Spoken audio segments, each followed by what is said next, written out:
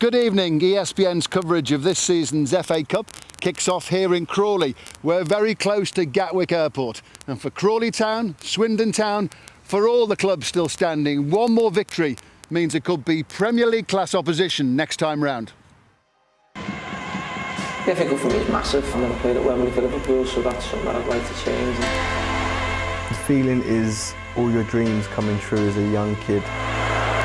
I have the big passion to win the FA Cup. The FA Cup, eh? Nothing quite like it. You can do it! An extraordinary moment in the first game of the competition proper. It is a big occasion, massive occasion. It's stunning! Another magical FA Cup moment. A sensational screamer. And the spirit of Wimbledon remains. FC United have only gone and won it. And Crawley Town are one of 11 clubs from outside the Football League still standing. They might be underdogs in terms of where they are in football's pyramid system, but ambitious owners have made a major investment in the playing squad. The Manchester City of non-league football is one description. They stand second in the Blue Square Bet Premier Division, and they fancy their chances tonight. In the FA Cup sponsored by E.ON, Crawley Town versus Swindon Town brings together teams from the 5th and 3rd tier of English football. Only 30 league places between the clubs. Swindon are too close to comfort to the relegation places in League One. It's not beyond the realms of possibility these teams will play in the same division next season. Swindon have to show last season's form that took them to the brink of promotion to the Championship. Nice scarf. Lou Macari's alongside John Barnes. Lou led Swindon to successive promotions. What's your earliest FA Cup memory, by the way? I lost to Southampton, 1976. A game I tried to forget, but ESPN keep re-showing it. And the more I see it on the telly, the more the goal looks offside. Bobby Stokes clean through the middle, 6 minutes from the end. Before you know it, the ball's in the back of the net, Ray, and we've lost the cup. But that's the beauty of the FA Cup. It gives everyone a chance. Yeah, you had good moments too. Now, by the way, how calm, cool and collected does John Barnes look? And he arrived, what, 60 seconds before we started? 60 seconds. Stuck on the M40. The M40, there's a lorry spread across the M40. So we had to divert. So I left at 11:30 Liverpool, but Lou had it right. Lou got the train. Yeah. My earliest I can't remember, did you score that goal or did it come off your chest? In the Jimmy Greenoff's chest. That was your goal or did Jimmy claim that goal? Jimmy claimed. That's one of my early memories. I remember, watching Manchester United and seeing Lou miss-hit the shot and coming off Jimmy Greenoff's chest. Is it the same for you? Is it the final each year, this sort of one of your earliest FA Cup memories? Yes, it is. And we've had this discussion before, considering I've lost 5. So I haven't got many happy memories. But some of my biggest memories are semi-finals, because really I can tell you the semi-final is not the place to lose. Getting to the cup final, even when you lose, the fact that you're there for the whole, you've got the build-up for the week. FA Cup final day is very special. The semi-final is not a place to lose, and I've lost there as well. Well, I tell you what, it's very, very special to get the third round, and that's important for both these teams tonight. Do you agree the nearer you get to the match, you start making a case for the lower league team? Well, I think long before the match, Ray, the lower league team's always got a chance. It is the FA Cup. It's, for me, the greatest cup competition in the world. It gives everyone a chance. And Swindon in the first round, they went to Plymouth and won 4-0. So you would think that this game holds no fears for them. But the fact that it is the FA Cup, they will be nervous. Yes, Previous round, previous results don't really count for anything. But you know what we've said in the past, Ray? We've said that, normally the pitch is a great level. You remember Ronnie Radford and you look at, Cole Knight, the pitch is lovely. But the places we've been before, you saw FC United, you saw Cambridge, although they didn't go through. The non-league teams are matching the league teams, and Crawley will match Swindon tonight because they're flying. Everyone's warming up, the pitch is terrific. And I think when you look at these games, all of a sudden you can say to yourself, well, people are going to rise to the occasion, aren't they? But it's not even a question of rising to the occasion. Crawley are a very ambitious team. They're at the top of the league. They spent lots of money by their standards. They've signed, Matt Stubbs and Richard Brodie, two of the top scorers in this division last year. So it's not even a question of rising to the occasion. There isn't that much to choose between these two sides. Really? OK, this is a big night for the players from both sides. Let's get the team news from Craig Burley and Derek Ray. Thank you, Ray. Good evening to you. Well, Steve Evans, the Crawley manager, had a big dilemma ahead of this game. I say that because Crawley thumped Altrincham 7-0 in the last match, but he has in fact decided to make a couple of changes to that particular side. Let's have a look at the Crawley Town team, shall we? Defender Danny Hall and striker Jamie Cook making way for Kyle McFadgen, rested at the weekend with a suspension looming, and Richard Brodie, who came off the bench in that game to score 2 goals, one of them which has been described locally as Ricky Villa-esque. Swindon Town had an injury question mark hovering over Vincent Pericard. He trained yesterday and has been declared ready to go. Jonathan Douglas misses out tonight. Charlie Austin is one of the brightest young strikers in League One and has scored a grand total of 11 goals from 17 matches in all competitions this season. Craig, a couple of years ago, Swindon were on the wrong end of an upset in the FA Cup in the first round at Histon. A couple of the players involved then play from the start tonight. To what extent does that play on the minds of players? I think it certainly plays in the players' minds of that, there's no doubt. You never want to go out to teams in a lower division, and you never mind that you're not even in the Football League.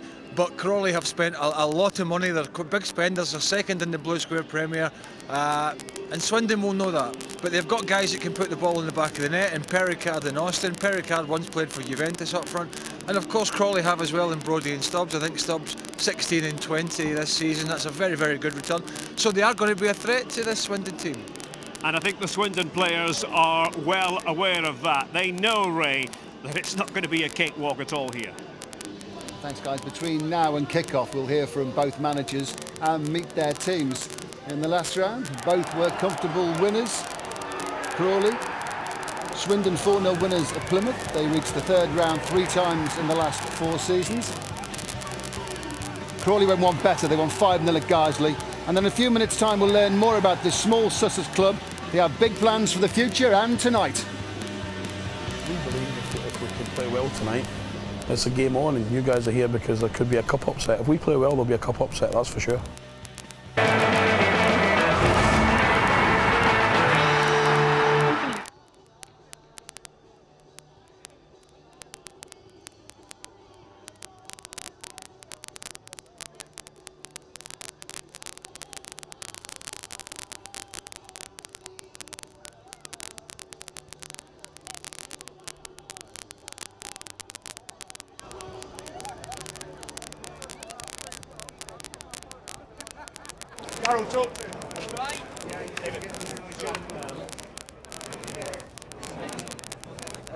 Sorry about that. Somebody doesn't tell you. Who should be telling you? I knew it was happening. Why don't you? Obviously for the manager, Steve.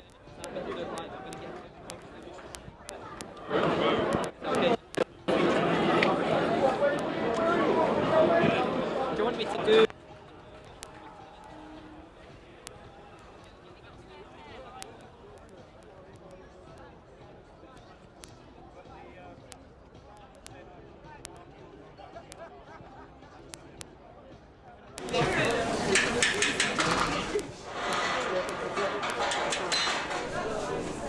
Opens up the possibility of the arrival of the likes of cup holders Chelsea or Manchester United, or a trip to Stamford Bridge or Old Trafford.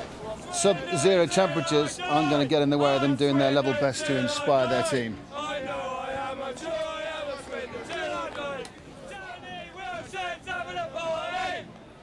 Were you going straight to the...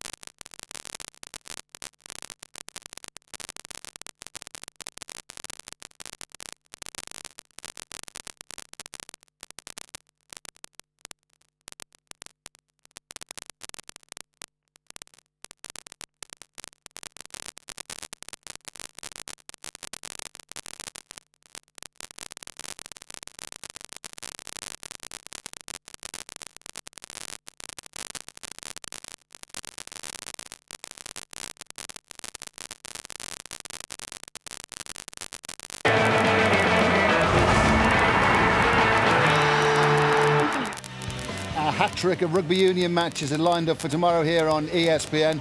First up, Italy play Fiji in the current series of autumn internationals. Then at 4:45, it's an Aviva Premiership match between Bath and London Wasps, followed by no less than France against Australia. 3 cracking matches live here on ESPN.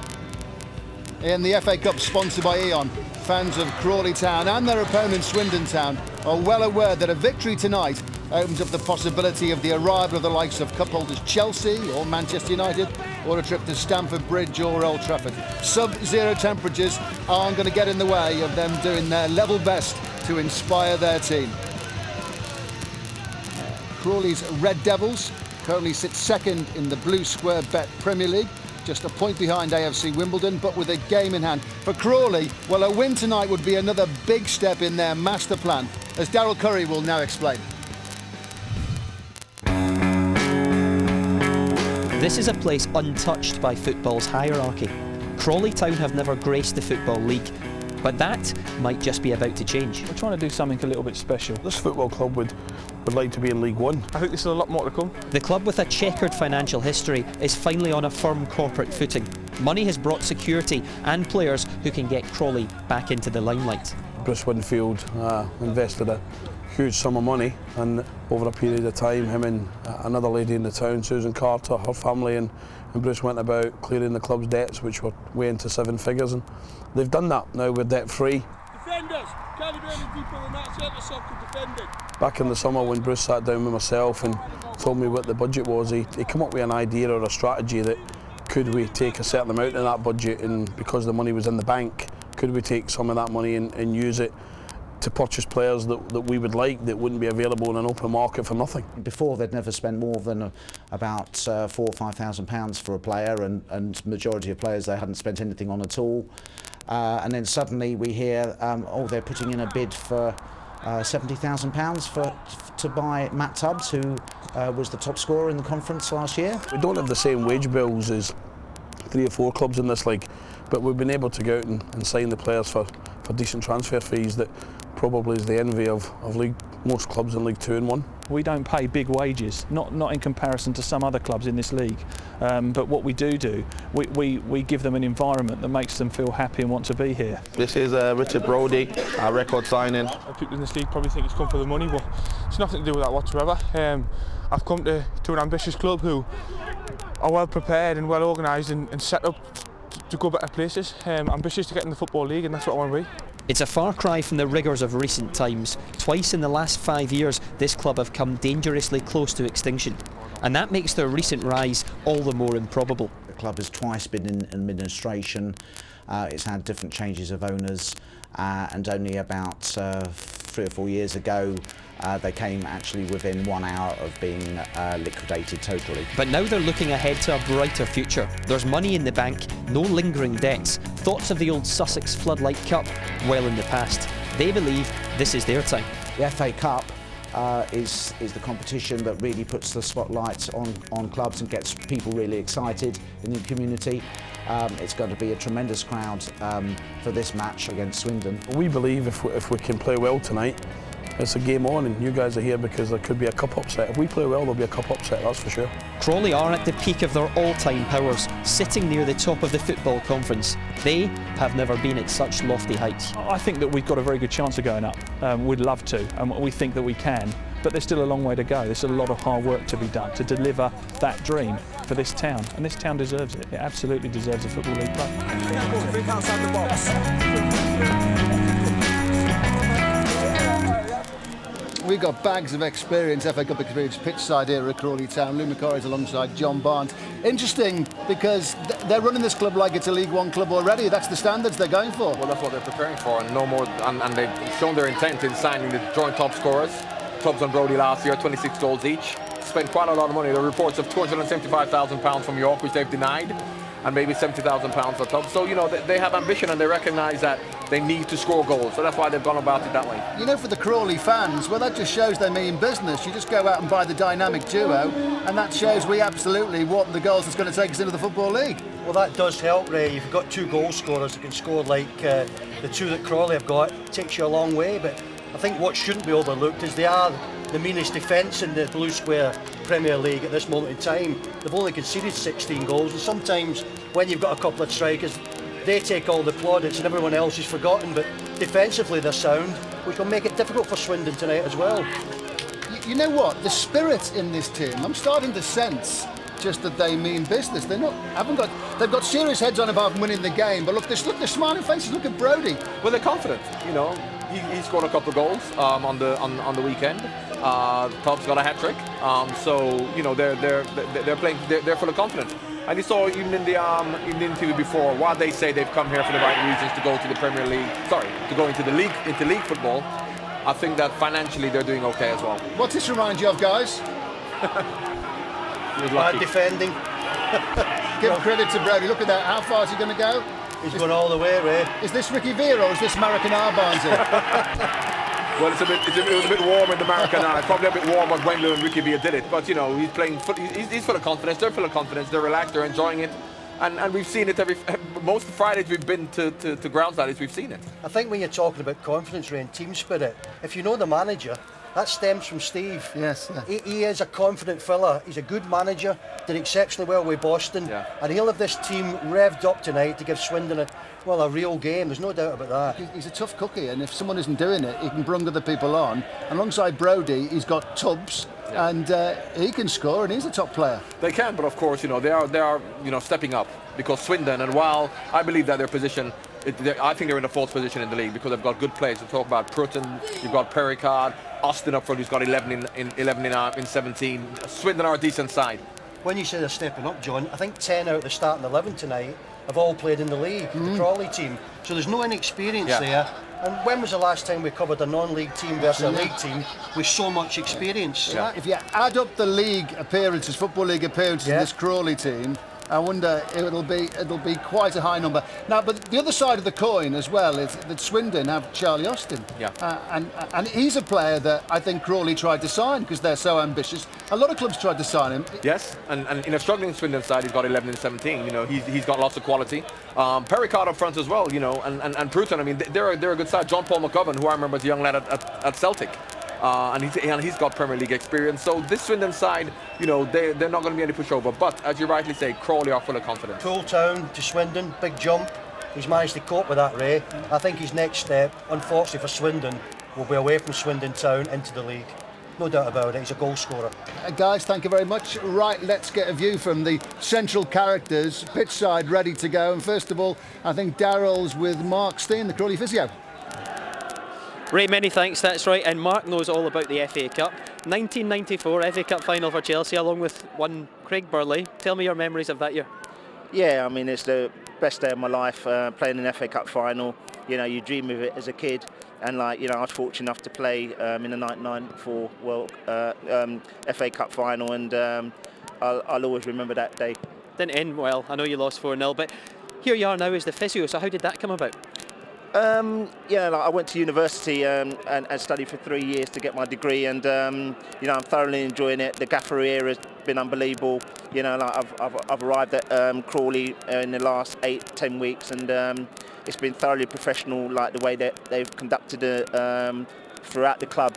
Someone said they're being run like a League One club. Is that true? Yeah, definitely. You know, and that's, you know, like superb, the fact that, you know, like the gaffer and like the whole of the club, you know, like from top to bottom has been run, like, you know, so professionally that, you know, that's why I decided to come here. Mark, great to speak to you. I'll say thank you for now, because I'm just going to wander across. I actually see Steve has just popped out to watch the warm-up. Steve, great to see you. How are you feeling ahead of this one? Yeah, it's excitement, isn't it? It's the FA Cup, and you know, we're facing a real top-class League One side in Swindon, and a very experienced manager who'll know how to come here and get a result. So it's a top game for us. You've gone with two strikers. You want to finish this one way or the other tonight, don't you? Yeah, we don't want to go to Swindon in the replay. You know, we want to deal with this, but you know, first and foremost, we don't want to lose either. We want to be in Sunday's draw, but you know, people will see with the changes if we have to make changes later on to try and affect the game positively, and we'll do that, and we won't be frightened to do that. You score a lot of goals, 7 at the weekend. Tubbs and Brodie, 2 expensive signings for this club up front. Are they the key to the match? I personally think the key is Mills and McFadden at the back. You know, I think you've got Pericard, who's a championship striker, and young Austin, who'll play in the championship. It's possibly only a question of when. So I think for us it's about our defenders being decent, because if we get the ball in good areas and we make half chances, Tubbs and Brodie will score goals. I've got no doubts about that. I looked down the list of you players. Many of them have a lot of FA Cup experience. Are you really the underdogs here? Well, we're by far the underdogs. You know, Swindon Town are capable of coming here and turning us over 3 or 4. If we score first, we're likely to do that to them. We've got every confidence, but you know, if you don't buy a ticket, you don't win a prize, and if you don't feel confident at home in front of a passionate crowd against a side that, although they're decent, we'd like to think that we'd be capable of playing a League 2 every week. So the gulf is not as big as what maybe some viewers think at home. I'll talk to you during the game. The best of luck. Pleasure, we're going to need it. Thank you. He's been round the block a few times. He knows his way around boardrooms, training grounds, dugouts, whatever. How important is a strong personality to really harness a non-league club like Crawley Town? I think it's most important, Ray. He'll be telling those players in that dressing room probably right now that they can win this tie. They'll believe in him. Why shouldn't they? They're second top of the league, looking in with a great chance of getting promoted into the Football League. He's had the courage to go and buy some players, and all right, you give people the money. If you make a mistake or two with that money, you've made, you know, bad buys, but he's made some good buys, and they can get promotion and they can win tonight. He's got to stamp his personality on the club, the league, and he's done that. You can sense it. He has, and they're a hard-working team. And you know, I don't know whether the fact he's Scottish, Lou will know better than I, but there are lots of good Scottish managers around, and Scottish managers have strong personalities and take no nonsense. Most of them, anyway. But what he said tonight was right. As much as we talk about Brodie and Tubbs, they'll have to defend well. You know, because. And we've seen it in FA Cup nights before. Once the minnows or the underdogs defend well and stop teams scoring, they always have a chance. Not long to kick off, but time enough that we can hear from Danny Wilson and meet his team. Although some you know, some quite can't remember who they play for. Swindon Town, EFC. EFC. What? EFC. Swindon Town. Swindon Town. Oh my god. Swindon Town. What's the deal?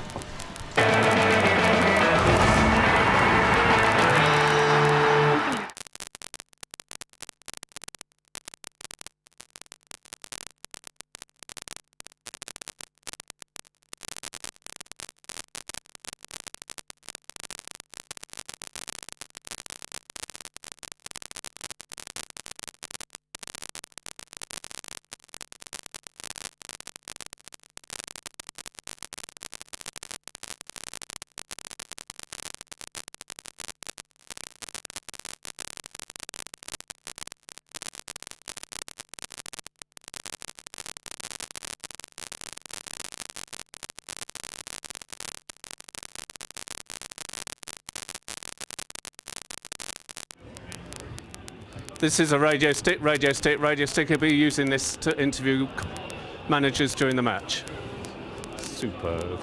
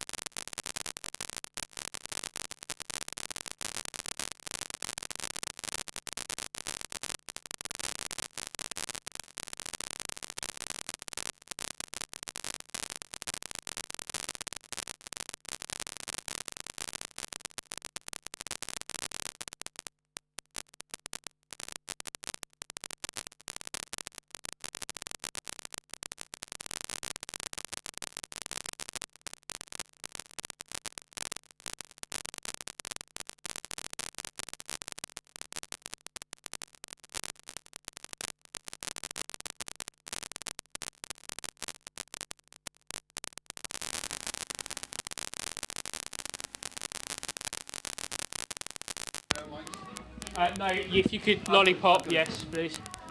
Thank you. You should have to talk back. Okay, Dickie, you there? Circuit 2.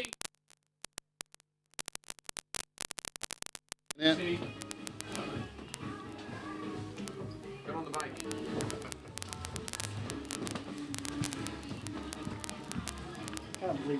I thought we were doing the menu, VT menu first, isn't it? Yeah. Okay. Okay.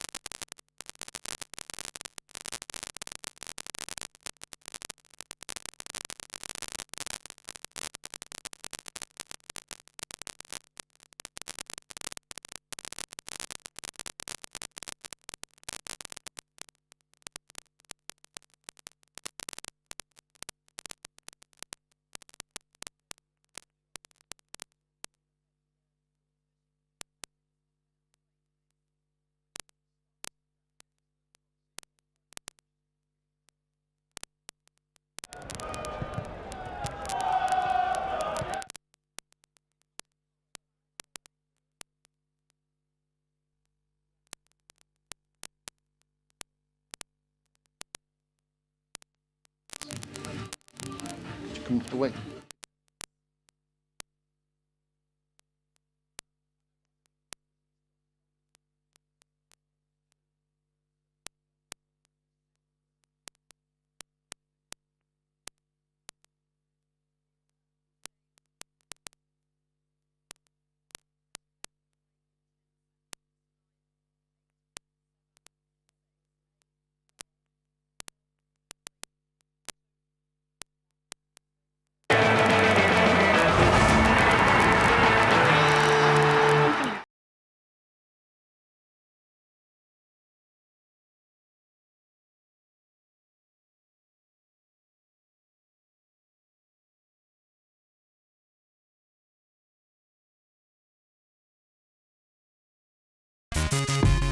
Home. 1896. 1879.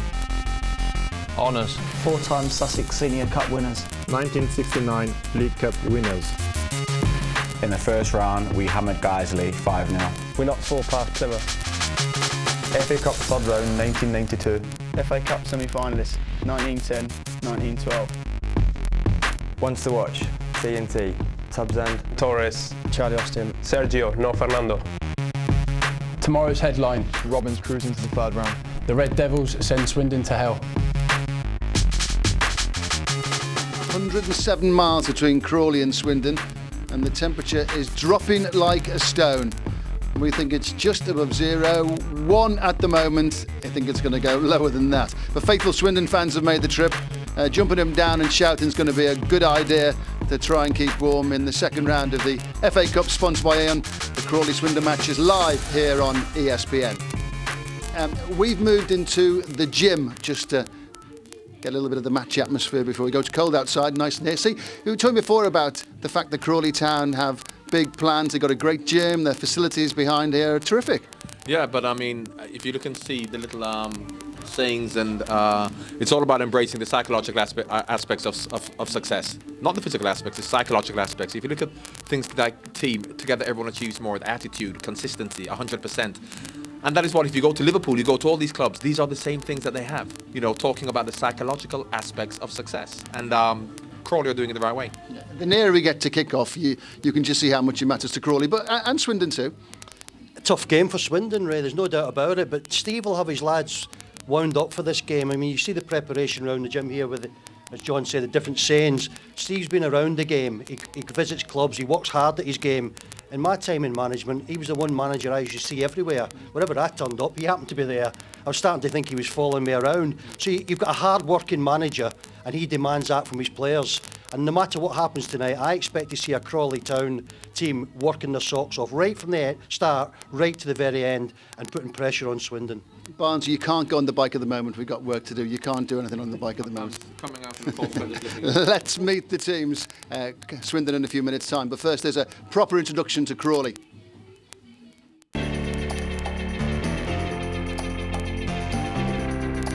My name's Pablo Mills, captain of Crawley Town, and this is Alfie.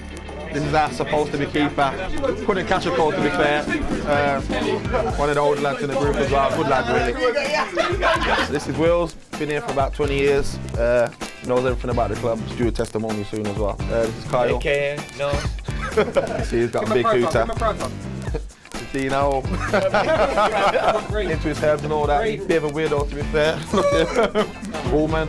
Got him in Don't want to get that a bit serious. Good banner though, good lad. This is Scott Nielsen, little leprechaun, Essex boy and that. Stevie, bit emotional, sensitive and that, but good lad, good heart mate. This is Serge, crazy hairdo. Thinks he's a bit of an Argentinian player, but he's never been Argentinian really lad, but he's a good lad as well. This is Richard Brody, our record signing. Ugliest man in football, to be fair. Good lad though. This is Tubbsy. I think he's a bit of a ladies man. Does alright, to be fair to him. Next to you. Yeah, good lad. Pablo Mills, club captain. Sick of him going on about playing the championship and fall back in at Rotherham. I've told him we're all in the conference for a reason. Me and Will's walking through town last week, see him getting his teeth whitened. Good lad though.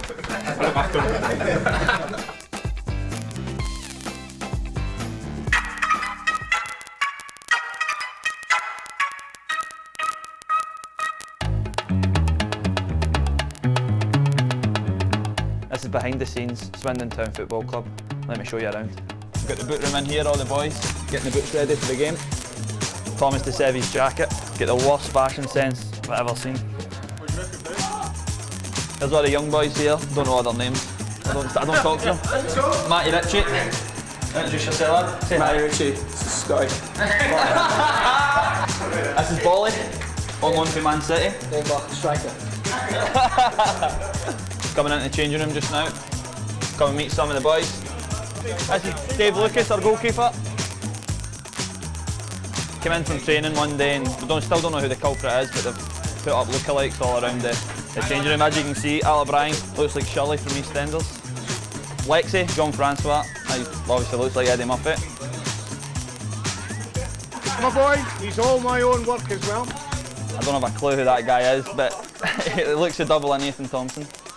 John Travolta, who Tim's is buzzing off her. Skip this one. Doesn't look anything like me. This is Crux, but this is the guy Frank from Shameless. And we've got Avatar, looks like Sean Morrison, as you can see the resemblance. Gerard Butler should be up there, lad. We've got Charlie Austin, who's a ringer, of Sophie Webster from Corrie.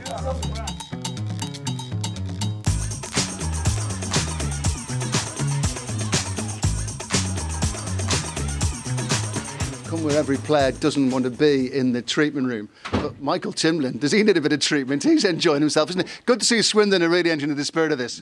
Yeah, and of course, you know, as much as it's an FA Cup night and it's serious, it's good to see that they're relaxed as well. He could be on Strictly Come Down. You've done that before, Barnes, haven't Well, you? he's got to keep his head up. The feet aren't moving in coordination. I mean, I'm an expert now. I've been on Strictly Come Down. It's got no chance. Where'd you stand on having that spirit? You've got to feel good to be able to play well, haven't you? There's no good being sort of really dour and tight. Well, I've known players to get injured doing less than that, Ray, before a game, but no, he's up for it. He's looking forward to it, and let's see what the 90 minutes bring. Yeah, Swindon, they need to really play to their potential. The playoff final last season. Well, I don't think they've played to the potential this season. By all accounts, Notts County during the week weren't very good. Defensively, we're a little bit poor, a little bit suspect at the back. Danny will be looking for a better performance than that. If they play at their very best, and in the last round they went to Plymouth, which is tough going to Plymouth, and won 4-0. So he'll be saying to the players, if you can go and win 4-0 at Plymouth, you can win here tonight, but I don't think it will be easy. Is it a no-win situation for them in a way? Because they're expected to win, but then they could be on the end of a shock. I don't think it'll be that much of a shock, and I think that of all the games we've seen, this is we have seen some shocks, but I think that a lot of people may expect Crawley to win because of what they're doing, the way that Swindon are playing. So I think Swindon can come to this game quite relaxed, knowing that there are a few people who would expect them to get beaten. So, you know, if they play to their potential because of the quality of players they have, they should win, but we have to wait and see. OK, Swindon manager Danny Wilson, here he is talking to Darryl. Many thanks, Ray. Danny knows all about the FA Cup. In fact, as a manager, he took Barnsley all the way to the quarter-finals back in '97, beating Manchester United along the way. This is a very different test tonight, though, isn't it, Danny? What do you expect from Crawley? Well, it's quite the opposite, isn't it? You know, us being favourites and the underdogs being Crawley, but being drawn at home. It's got a classic in store, isn't it? You know, it's obviously the giant killing. That's why the TV's here and represented. But overall, you know, we've been in this position before. We know what we have to maintain. We know it's going to be a very tough task for us. There's no doubt about it. You know, Crawley going very well in their own division, and irrespective, you know, whichever position they are in football leagues, you know, when you get momentum, you know, it's good from their point of view. So it'll be tough for us. Are you surprised they're playing two strikers tonight? And I believe that they don't want a replay. They want it to finish tonight some way anyway. I'm not surprised, really, no, because I think, you know, the advantage for them is this evening, obviously at home, and obviously the pitch and the conditions, you know, it's in their favour at the moment. So it didn't surprise me whatsoever. But we're well aware of what's in front of us, you know, and yes, and I'd like it to be finished tonight as well, but in our favour, obviously. And you're without your captain as well tonight, an experienced man. How much of a blow is that? It's a major blow when you lose your big players. We've had the same problem most of the season, really. You know, we've had some of our name players have not been available to us, but we get on with it. You know, we've got some good players in place of him, so let's hope we can get a good result. Danny, the very best of luck. Thank you. Thanks very much. Danny Wilson showing his support for Movember. OK, you've seen the teams, assessed the situation. We know how important this is. Which way is this going to go? Well, FA Cup, Ray, a little bit of luck on the night. You can get through. A little bit of bad luck. You can be knocked out. I think this is an even game, but I'm just going to go with a draw. You think it's going to go to a replay? Barnesy, what do you think? Well, under different circumstances, I'll go with Swindon, but because of the quality that they actually have, but they're not playing with that much confidence, and Crawley are flying at the moment. But I just feel tonight, that Swindon will step up to the plate. I'll go for a Swindon win. What about the momentum that Crawley have in terms of what they want to do at the club and the goals of late and this spirit of everything to do surrounding this club? Well, I think the first goal is important, Ray. If Crawley get the first goal, it'll give them a great belief that they can win this tie. I do feel that if Swindon get the first goal, then it's going to be maybe a bit difficult for them to get back in the game, but I've just got a sneaky feeling it's going to be honest shared this evening. I think that they have bigger ambitions. I mean, of course, the third round is fantastic. You can get Manchester United, you can get anyone, but you look at the ambition of this club and they want to be in the Football League. So yes, this is very important, but they've got bigger fish to fry, I think. Ball boys are getting ready to go, and enjoy yourself, guys. Hope you have a really nice evening. Looking forward to it. Yeah, I think that was a yes. Match officials will be out any minute, and so will the teams. We're ready, steady, all revved up to go. Here we are in the FA Cup, sponsored by Aon. It's Crawley Town versus Swindon Town. All the best to both teams, and to guide us through the match, Craig Burley and Derek Ray.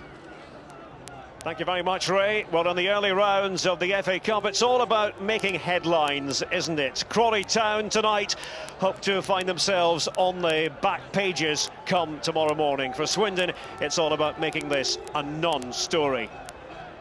Freezing conditions here, as we've discussed.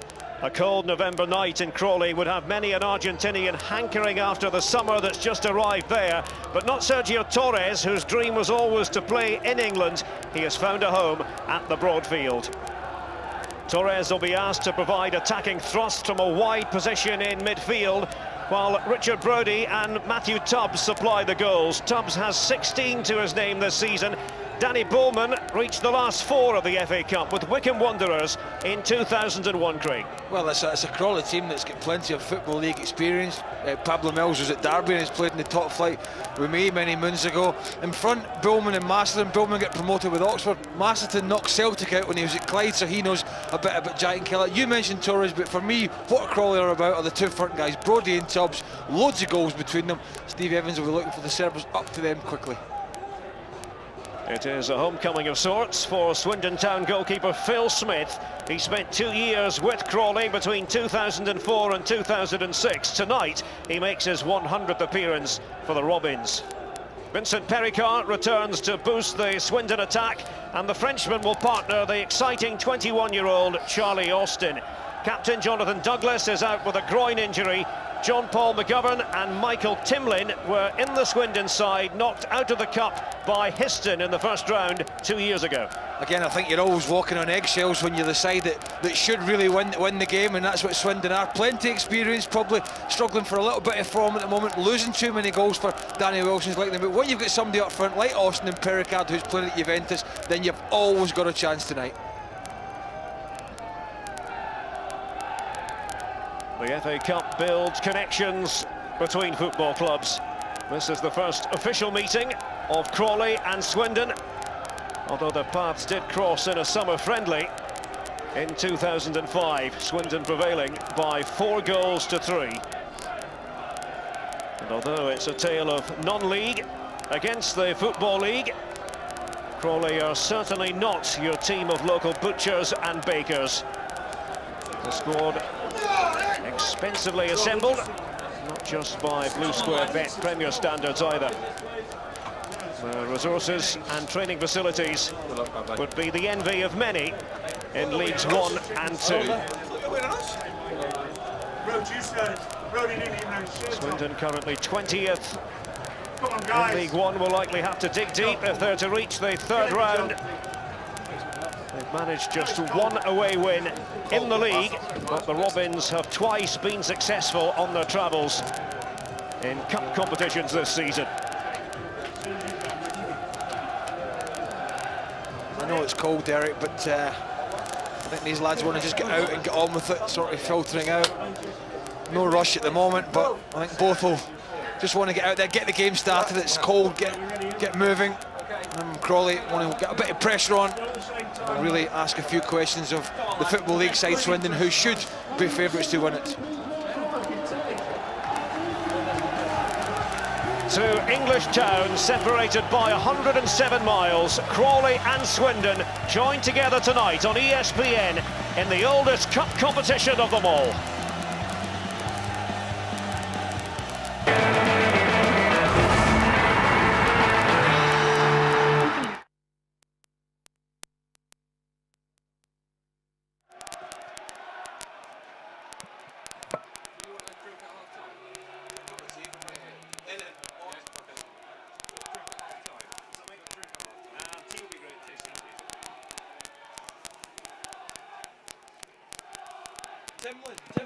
Timlin, yeah, Timlin.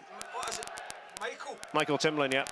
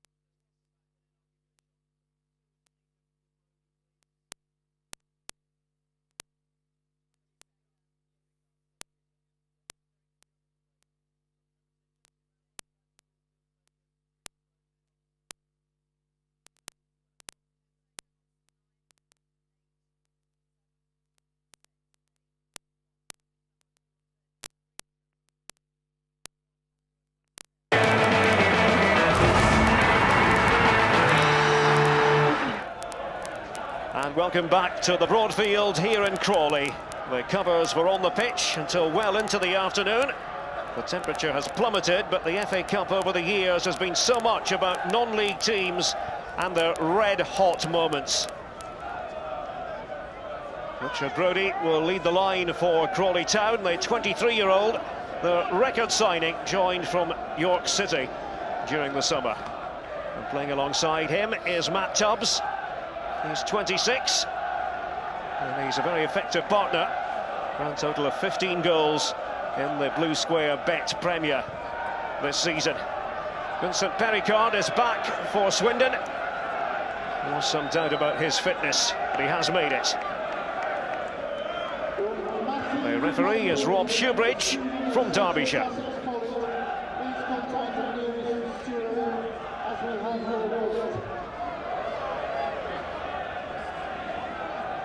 Everyone doing their best to warm themselves up here. The great thing about this competition is you never really know how the story will unfold. Crawley and Swindon are about to write the latest FA Cup chapter.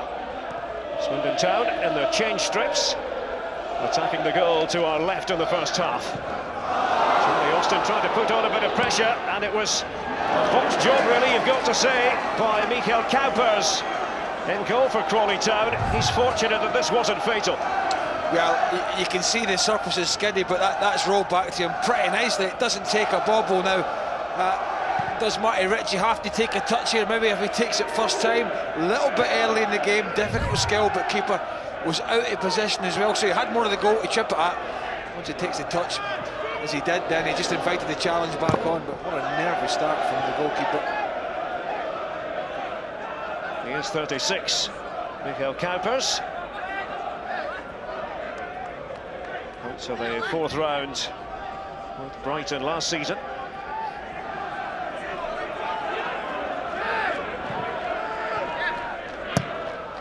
Forward by Glenn Wilson for Crawley. He was trying to locate the ball.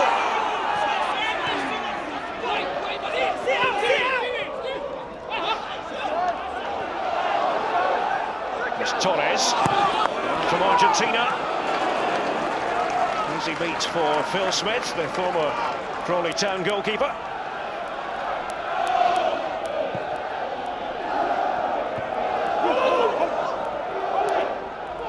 Such a big night in this part of the country. A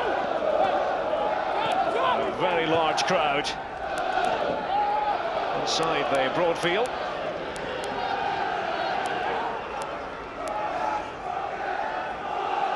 They've been doing their best to get the gates up on this ground. Swindon well represented here as well. Journey of just over 100 miles.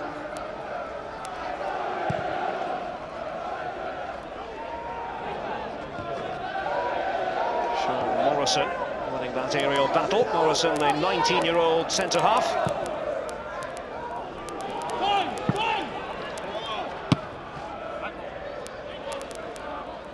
Mills got over there for Crawley.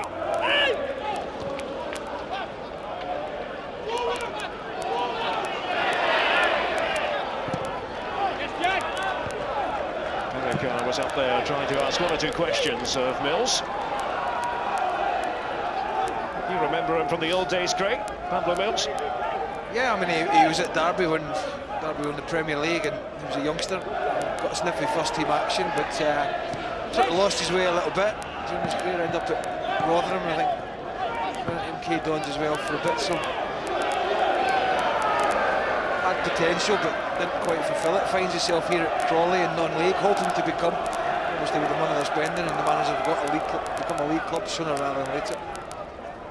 They've got 225 games for 4 different Football League clubs. Pablo Mills.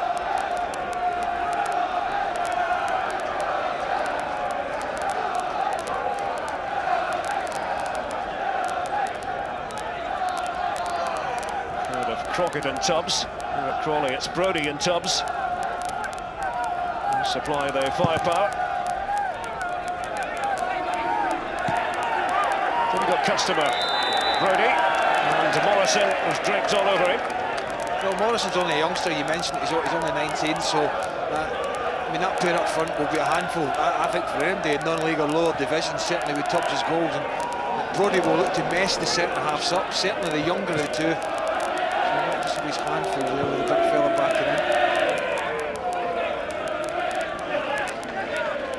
And Wilson, the 24-year-old defender, a versatile player, and there is a lot of flexibility within the Crawley team under Steve Evans. Put it on by Torres. Big boot from Paul Caddis, on loan from Celtic. He was on the bench for Scotland recently against the Faroe Islands. The idea was good that time. Brodie in full flight, couldn't quite reach it. Yeah, I just skipped away off this surface, timed his run very, very well onside. Just skidded off, you can just see the top of the surface, a little bit of covering of frost on it. The pitch is relatively soft though underneath, so the boots are going in. Well, up for Charlie Austin. He's caught Mills. Both playing the same way, so it's a straightforward battle. Just looking at them now, they both got 2 up front, 2 quite big pairings in Austin and Pericard and Brodie and Tubbs, and 4 across the middle, a couple of wide guys each, so no fancy dance stuff, no intricate systems, just good old-fashioned 4-4-2, and then battle off to see who's the best. Steve Evans, the man in charge of Crawley Town, made a name for himself with Boston. Was there for 7 years, into the 3rd round of the FA Cup in season 2004-2005.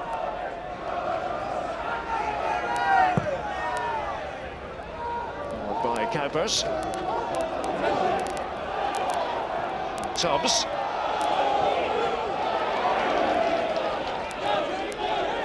Caddis.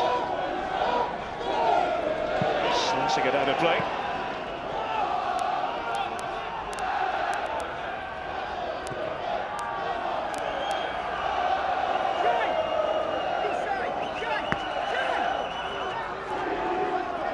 It would go down as an upset if Crawley were to prevail tonight. But they are well equipped in terms of their playing staff as a whole. Curtis again trying to scrape it forward. The Scotsman, Scott Cuthbert, in the heart of the Swindon Town defence. Oh, that time by Bullman. Danny Bullman looking for Brodie. Cuthbert.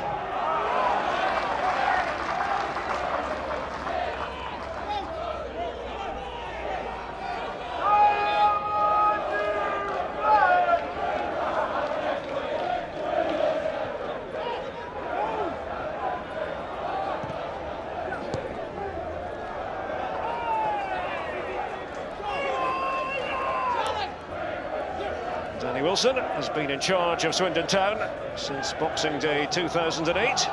Took Barnsley to the quarter-finals of the FA Cup way back in 1997.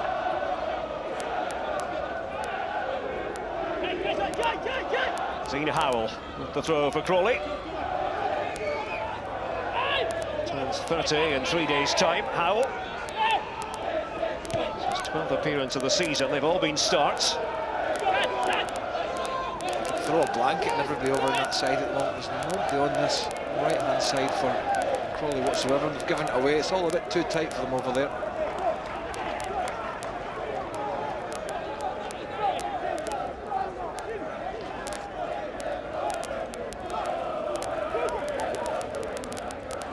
David Pruzin finally leaving it for Paul Caddis to take.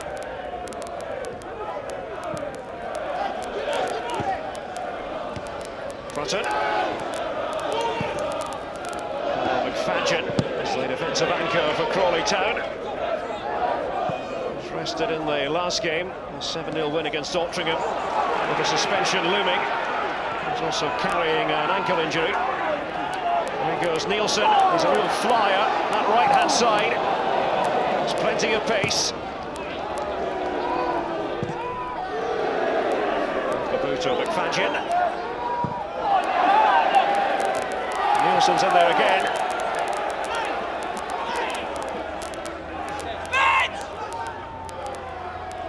Michael Rose, the Swindon left back, freed by Stockport back in June.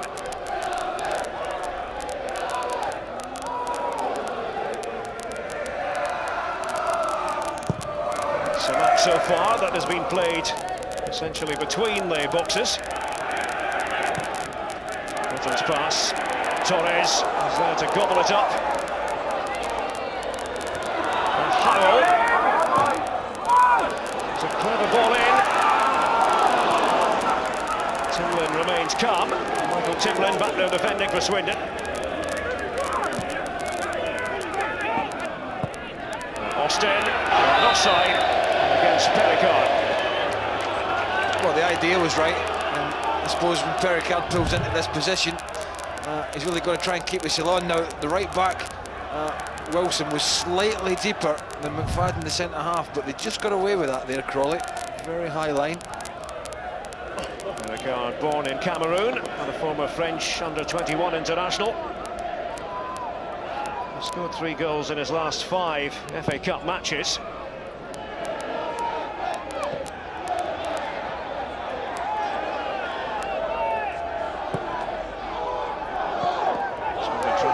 To Pericard again. Austin chasing. Kuipers gathering.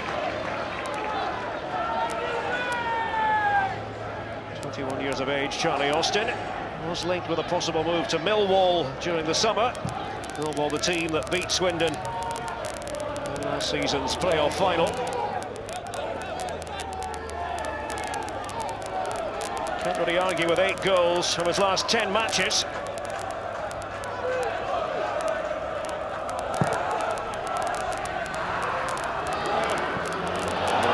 McFadden. He has Austin for company.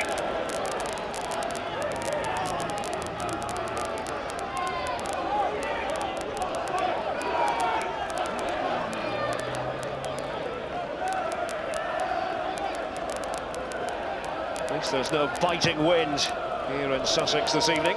It is bitterly cold. We don't have that additional wind factor.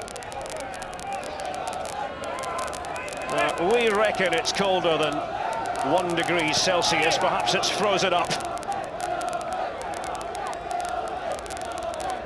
Must be close to below freezing now. Like a summer's day in Scotland. Yes, it is.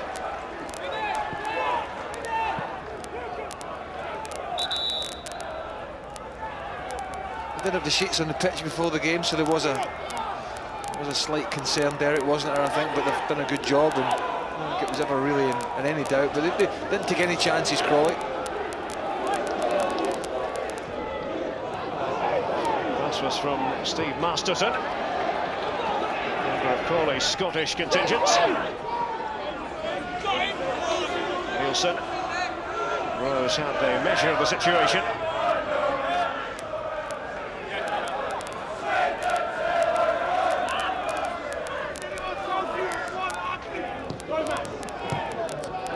Wilson for Crawley Town.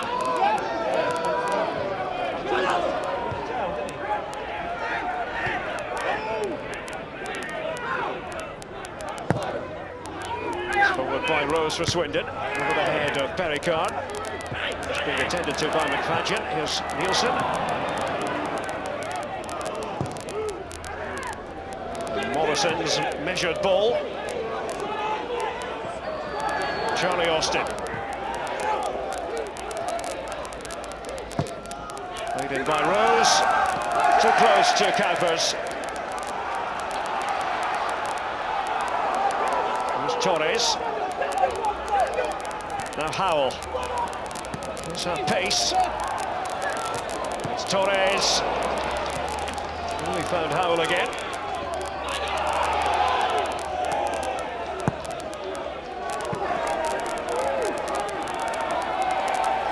Flag went up. Apparently against Perricard.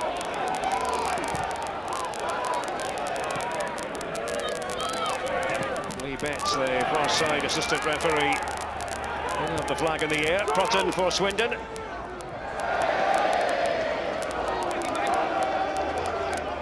Matt Richie was the outlet to Prutton's left. A couple of goals in 11 matches this season. Matt Richie on loan from Portsmouth. It was initially a 1-month loan. It's been extended.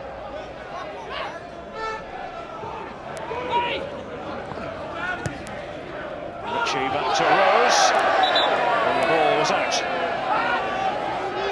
Yeah, I think coming up in 15 minutes, both sides huffing and puffing a little bit. Loads of play in the middle third, really, the middle half of the pitch, and nobody really showing any cutting edge up to now. Kind of like a boxing match, just a little spar for a bit, just to size each other up. Crawley have yet to concede a goal in the FA Cup this season. And the shot comes in here from Austin. Packed with power. It wasn't so very far away. Well, it's a poor clearance from Pablo Mills here, just out to the edge of the box. Now, I thought for all the money in the world he was going to go for the bender to Kuipers his left, but he just sort of pulls the trigger back with no backlift whatsoever, goes for the strike with the laces. Very good strike, I've got to say, and he is a threat. And if you're going to drop little balls out to the edge of the box and he picks it up with his goal scoring record, not just this season but in seasons gone before, then you're asking for trouble. Former bricklayer Charlie Austin, briefly, when he was playing his football for Poole Town.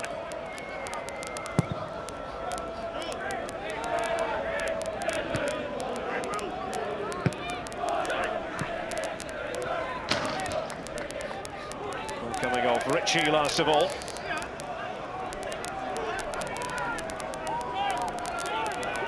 And a warning shot from Austin. Fired across Crawley's bows. Torres brings composure to Crawley.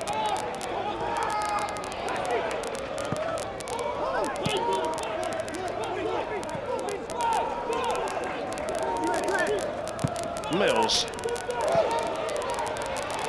A realistic chance for Tubbs to get on the end of it.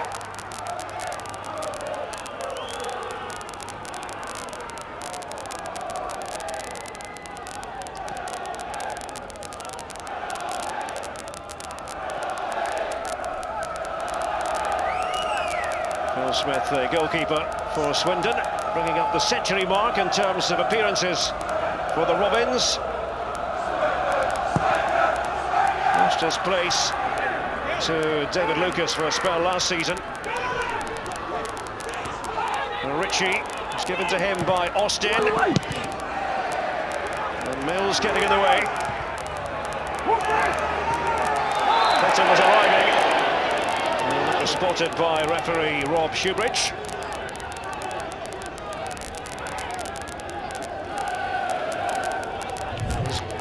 There was good play actually down the left from Swindon before Pruitt gave away the free kick on the edge of the box. It was good awareness from Charlie Austin to set them away down that way. Doesn't mind getting his foot in, does he, David Pruitt?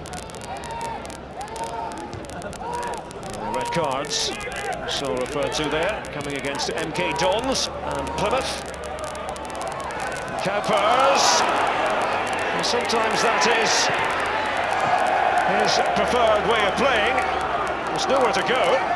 I just always think with goalkeepers, I think somebody drops them a few mad tablets just before they go out in the field. Somebody must tell them, do an impression of Franz Beckenbauer, because why they don't just launch it? And even when he got under pressure there, Derek, he still thought he was going to take another few touches. It's just, they are a breed into themselves, aren't they?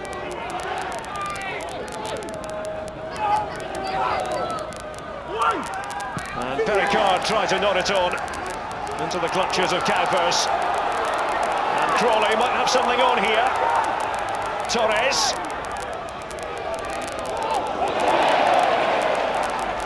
And tried to get around Paul Caddis to no avail. Kuipers, he's made a mess of that one. Well, I think every time it goes back to his feet, if I was Pericard and Charlie Austin, I think I'd be, there you go. Don't think he'll have forgot about that by the time he gets to half-time either. And Steve Evans delivers a message. You don't forget it in a hurry.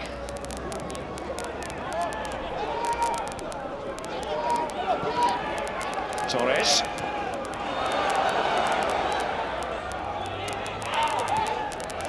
And Caddis sticking to his task.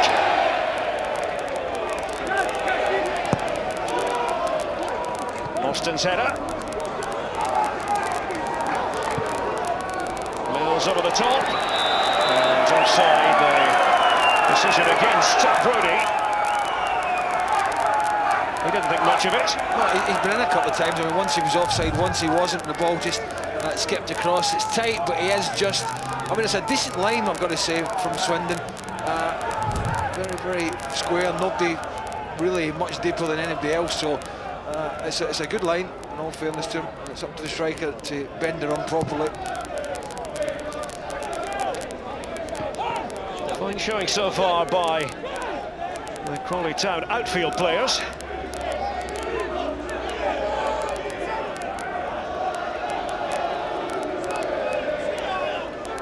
Two or three noticeable early wobbles from Michel Kuipers, the goalkeeper. He's come for this one. He's been okay with his hands, it must be said.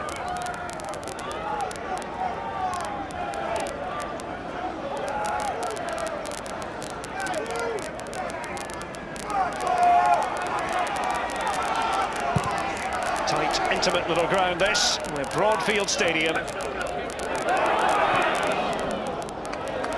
was an important intervention by Cuthbert for Swindon. Player who began his career at Celtic, never made a senior appearance for the club.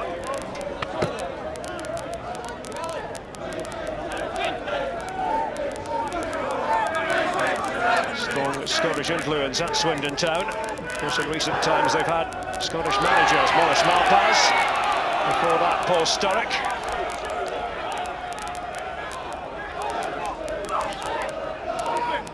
There's Pericard. Austin.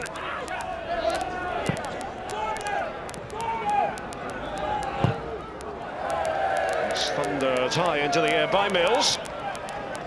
Wasn't too fussy about where the ball went.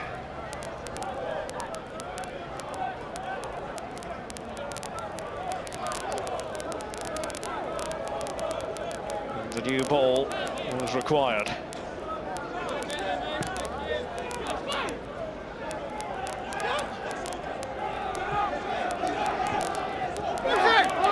Rose looking again for Timlin.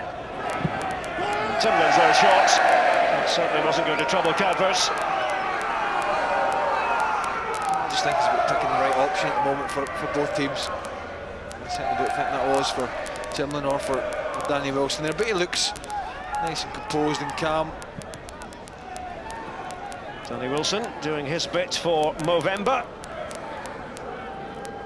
A campaign to raise cancer awareness.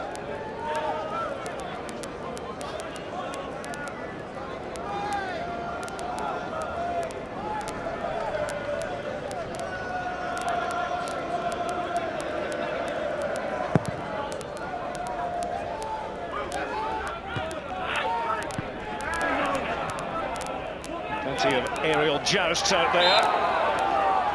Torres there together with Prutton. Torres has been penalised.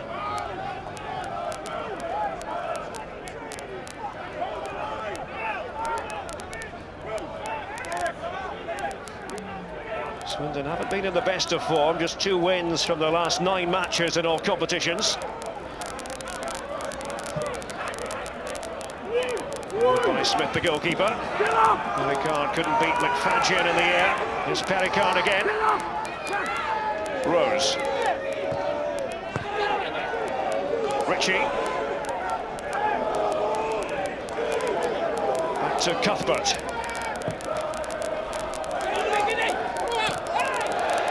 He's failed to find Pericard, who had made his way to the left.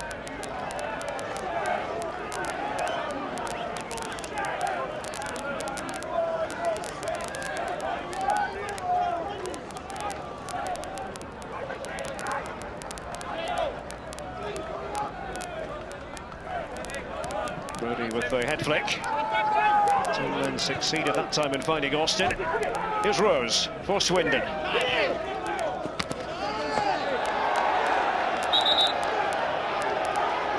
was a brief coming together. Rose and Nielsen. Don't forget, we've got action from the Clydesdale Bank Premier League on Sunday here on ESPN. We'll be at Tannadice for Dundee United against Rangers, and there will be a referee in place.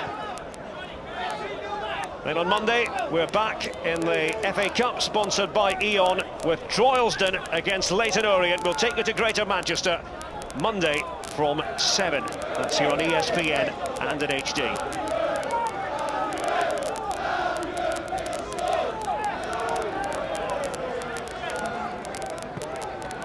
Monday will be Droylsden's day to try to pull off the surprise. Tonight it's the turn of Crawley Town.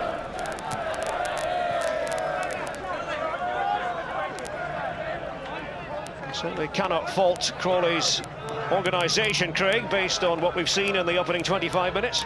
No, I mean, absolutely. I mean, they've spent quite a bit of money in their legs. Steve Evans is, as Neil O'Carry was saying, he works hard, he goes around, he looks at players, he does his homework, and very much in the title run in their division, and there's not there's 30 places between the sides in terms of where they are in their own leagues, but Swindon have lost a lot of goals of late. They haven't been defending particularly well, and that's why they lie, I think, 20th in their division. So yeah, it's pretty much even Stevens.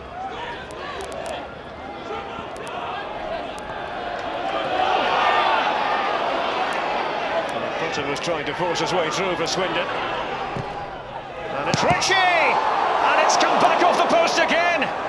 Well, fortune favoured Kuipers, It didn't favour Richie. Well, it's a great strike from Richie here, skids off the surface, it comes off the post, comes off Kuipers' head, just here, back off the post for a second time. Now that's luck for you, can do nothing about it. Great strike, off his shoulder, but looks it just skims off his head, back onto the post. Somehow stays out, and even he doesn't know it. Well, Richie couldn't believe it. I'm sure Danny Wilson felt that was going in. It had to be a corner, didn't it, as well? Nobody else there, was there? It was only the post and the keeper.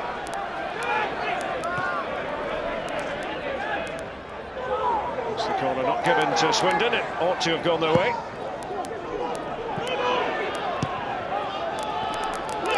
What's the fucking game?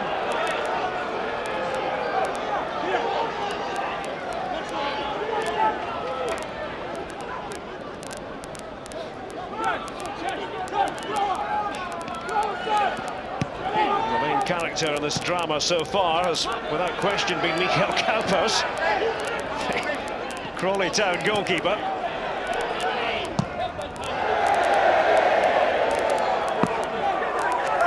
Clearance was by Caddis. Swindon might be under a bit of pressure here. Brody, but Caddis atoning.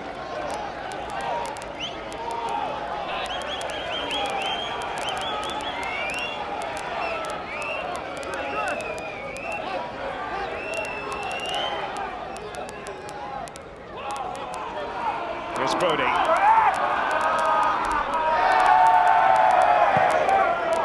All the way up towards Austin. Let's quickly go to ESPN's Darryl Curry. Darryl. Steve, they've fired a couple of warning shots, haven't they? Yeah, they have, but you know, we've been sloppy. You know, we've got one or two, I think, are playing to the cameras as opposed to playing their normal game. And they're catching us because they've got the quality to do that. We're a bit fortunate with the ball off the post, and I think everybody in the world thinks it's a corner. But you know, we've not settled yet. We're not in the game.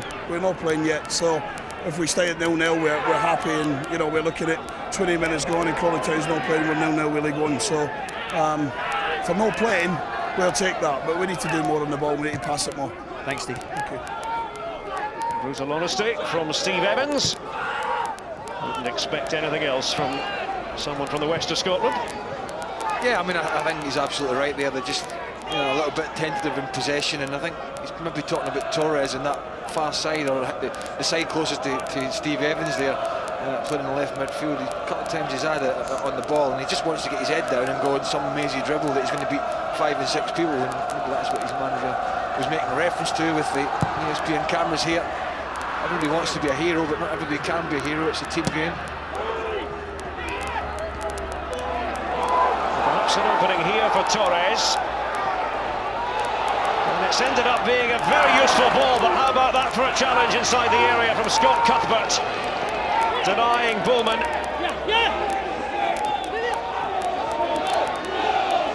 Encouragement for Crawley.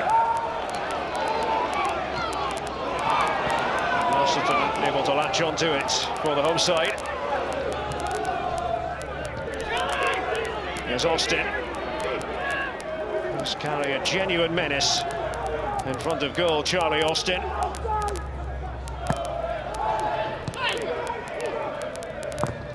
Timlin, and Torres wasn't hanging about. Torres again.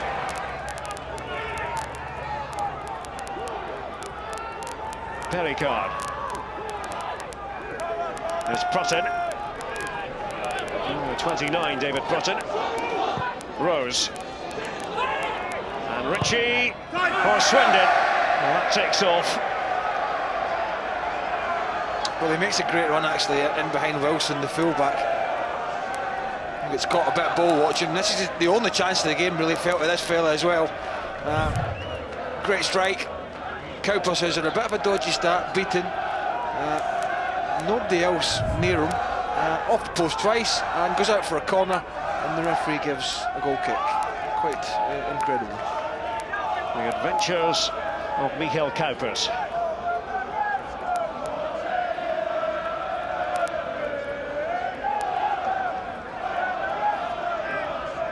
Meanwhile, Port Vale have the lead through Justin Richards against Accrington Stanley. So 1-0 in that match. We'll keep you posted. as the evening progresses.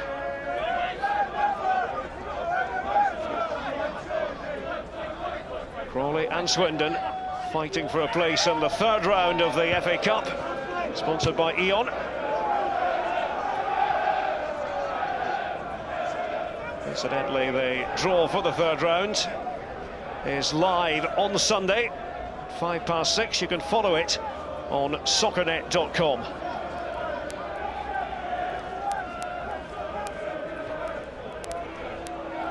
Again, a replacement ball has had to be located.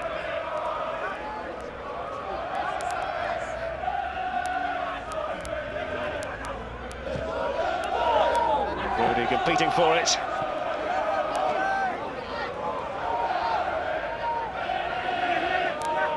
th appearance of the season for this man, Glenn Wilson.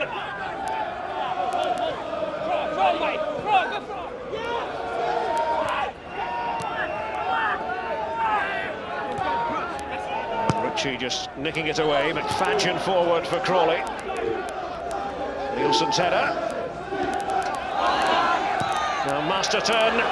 There's a stumble there by Brody. He's lost his footing. Yeah, I mean, they haven't really, Crawley, got anything fizzed into that box for that fella Brody and Tubbs, the two protagonists up front for Crawley, the two guys that they rely on for a lot of their goals, especially Tubbs. They haven't really had anything for that pair really to attack in the Swindon box up until now. There's Tubbs. Torres.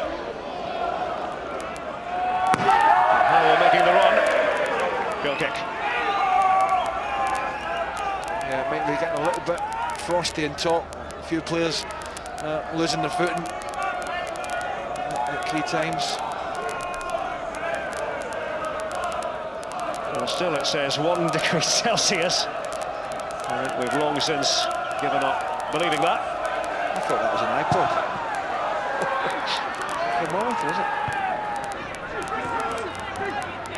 Don't usually mix Craig Burley and technology.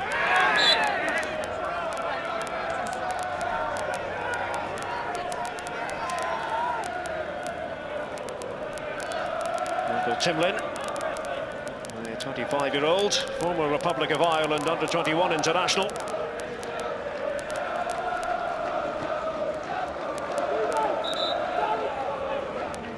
Every time the ball goes towards the east terracing, it seems that it's a case of lost ball.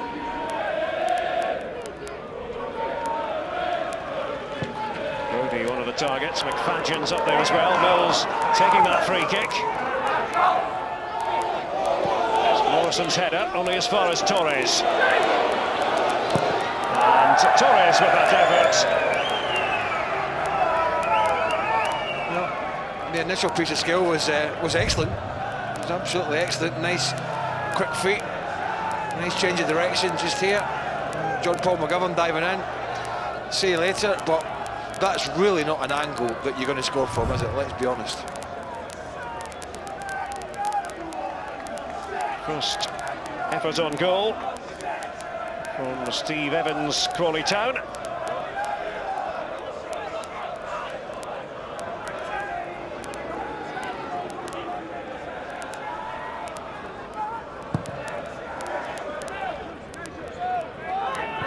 Pericard. Here's Austin.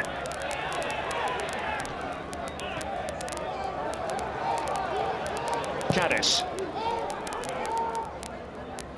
Austin did well that time for Swindon. Pericard and Austin, and that clears the stadium.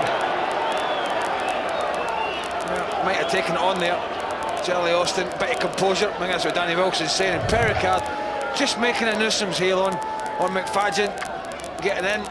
Could have taken the touch, might have taken another touch. Could have maybe slipped it back to Pericard there as well. So had a couple of different options that he might have used, but I think indicative of the first 35 minutes or so is when both teams get in and around the box. There's a lack of composure and quality, really.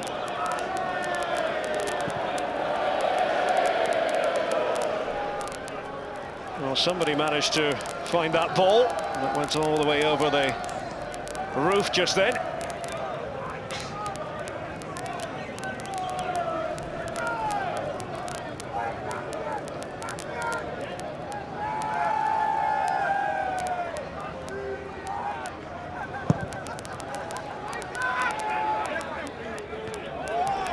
Header on was by Brodie, forward by Morrison.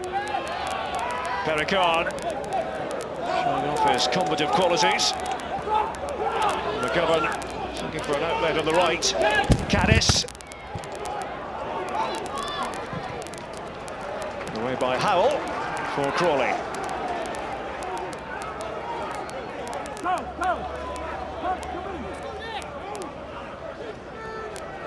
Crawley can boast the tightest defence in the Blue Square Bet Premier.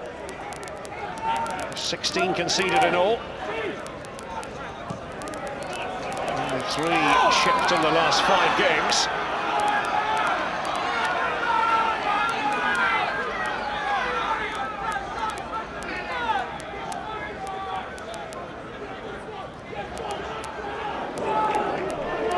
It's Cuthbert for Swindon. Lost to one of the players waiting.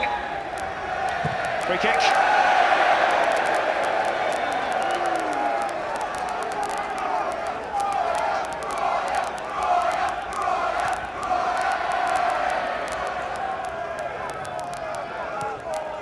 Well, business is brisk down there at the hot drinks, hot food stand. It's understandable as well on a night like this.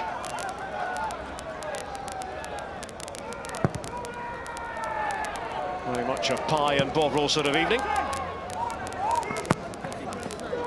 Caddis. Once again, Mills taking charge back there for Crawley. Mills again.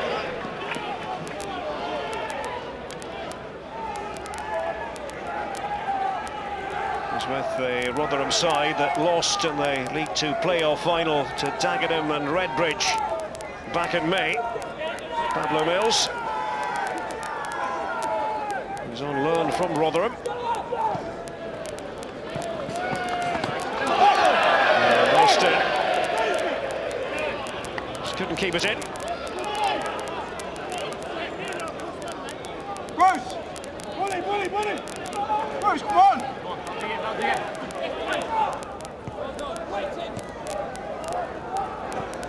McFadden misjudged that. Richie has run onto it.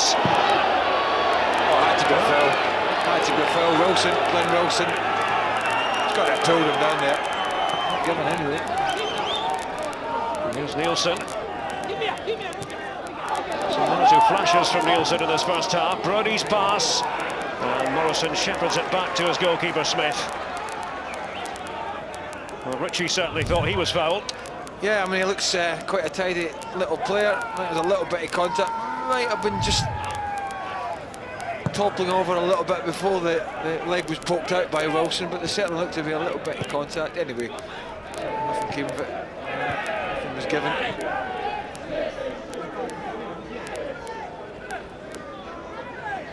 We'll stay with us during the half-time interval here on ESPN. Ray Stubbs is in our mobile studio with John Barnes and Lou McCarry. Followed by Wilson. Brodie is never going to get away with that. The Roar's going down.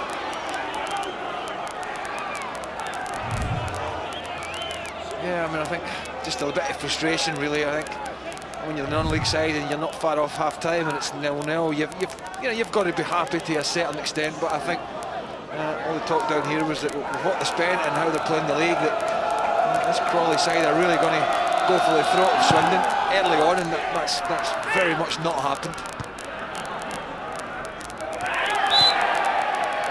Cuthbert is penalised.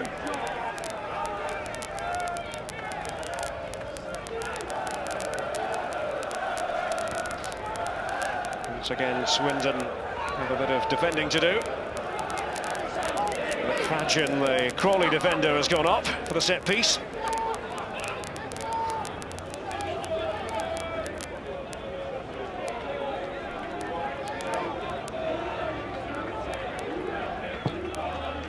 Mills with it.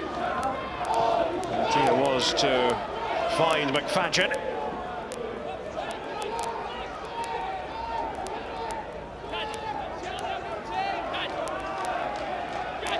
Steve Evans said before this match he wasn't much interested in a replay, wanted it finished one way or the other. Torres, Howell first time. Wilson. Oh, that was very careless by Masterton. And it is a free kick. Mills trots away from the scene of the crime. And again, just sloppy play from Crawley in midfield. Pericard had made a run, but he run into an offside position, so the ball couldn't be clipped over the top. And I've got to say, it's been a very uninspiring first half up to now. It's not exactly been cut and thrust. FA Cup, lower league, non-league, pretty timid.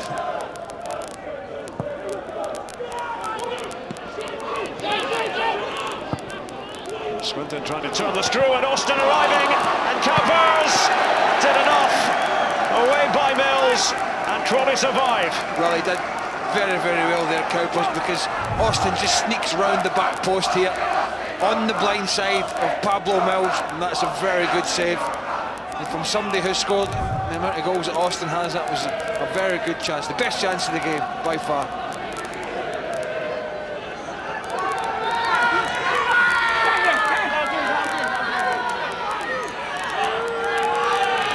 McGovern in position to take the corner for Swindon.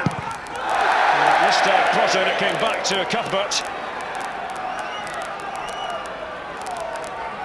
Well, it's a really strange position for the Swindon players to take up at the corner kick. They were way at the back post, and let's have a look at this save again. Lovely ball clipped in. You can just see Austin gets off the back of Pablo Mills. Now he could see him, he could feel him, but for some reason he let him go, and he does clear it in the end, Mills, but he gets lucky. It's a very good save. Reaction save from Kuipers, very much straight at him.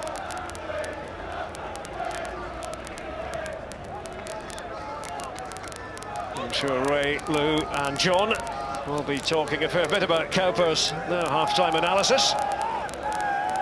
Stay with us for that here on ESPN. Just under 2 minutes to go to half-time.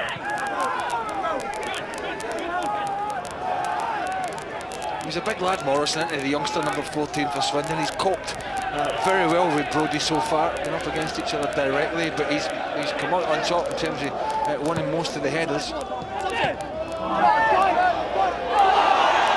back goes Rose for Swindon. He's confronted by Nielsen. Pericard, McFadgen, wholehearted defender, Kyle McFadgen.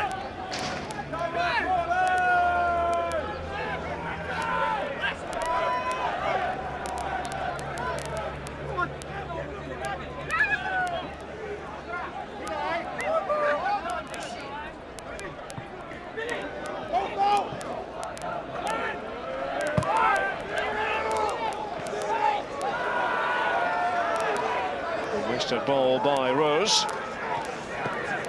Danny Wilson, the Swindon boss, will shortly get ready for his half-time team talk.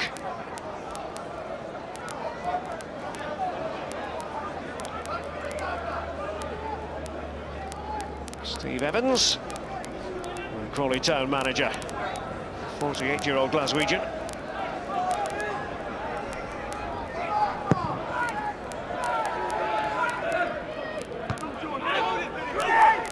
Pericard to win that second ball. McFadgen committing himself, quickly taken free kick, but from the wrong position by Richie, and he's being told that by Rob Shoebridge, the referee.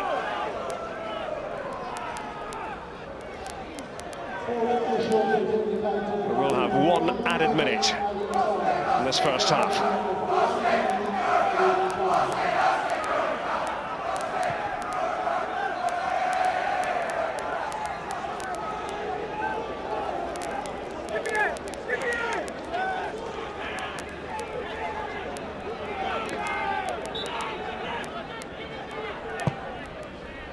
Noted in by Rose for Swindon. Well, Morrison had joined the attack. Well, he's a big lad, Morrison, and as I said a couple of minutes ago, he's come out on top in the battle with Brodie, the big Crawley striker. And that's made a free header in in the Crawley box, always difficult because he's got to generate the power in the header as we're in half-time. And it's even Steven here. Matt Richie very unlucky not to score for Swindon. His shot coming back off the post twice. Austin had one opportunity as well, but the real story, the eccentric Michel Kuipers in goal for Crawley Town. Let's go to ESPN's Darryl Curry, who's with Steve Evans. Steve, what will you be saying to them as it stands? I can't say it on air. You need to put the kids to bed. It's not been a good performance for us. We're sloppy, but we'll address one or two things at half-time, and they'll be evident very early in the second half. We've seen the good and the bad from your goalkeeper so far. Our goalkeeper's top class. You know, he's, you know, everyone knows Michel Kuipers and they knows his weaknesses, perhaps his distribution on the floor. But he's an absolute top-class goalkeeper who'll help us win the championship. So we're playing a good side here. We can't forget that. But we've got one or two people that are maybe playing to the cameras as opposed to playing to the game plan.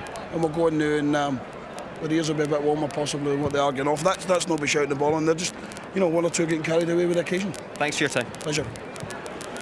With Steve Evans saying it as he sees it, 0-0 the half-time score, and Crawley keeper Michel Kuipers will be relieved.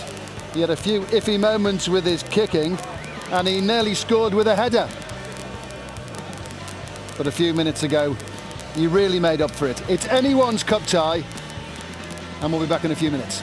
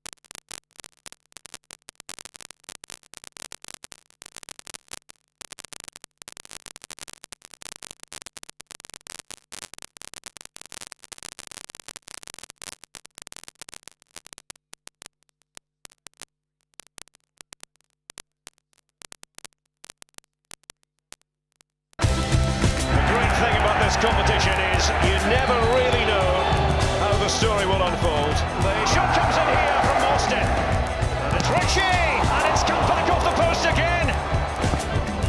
Swindon trying to turn the screw, and Austin arriving, and Kuipers did enough. Away by Mills.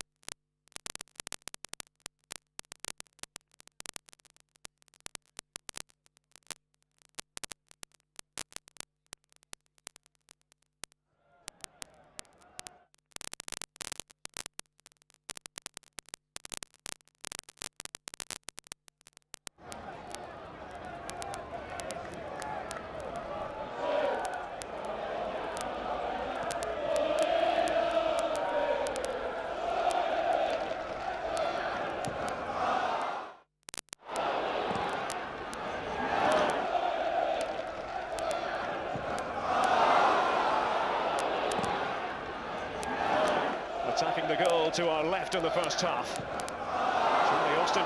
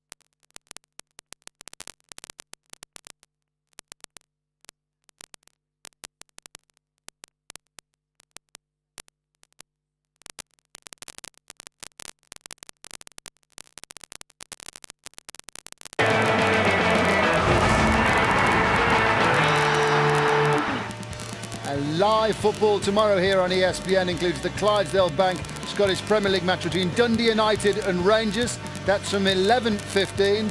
The referee's flown in from Luxembourg, we're hearing.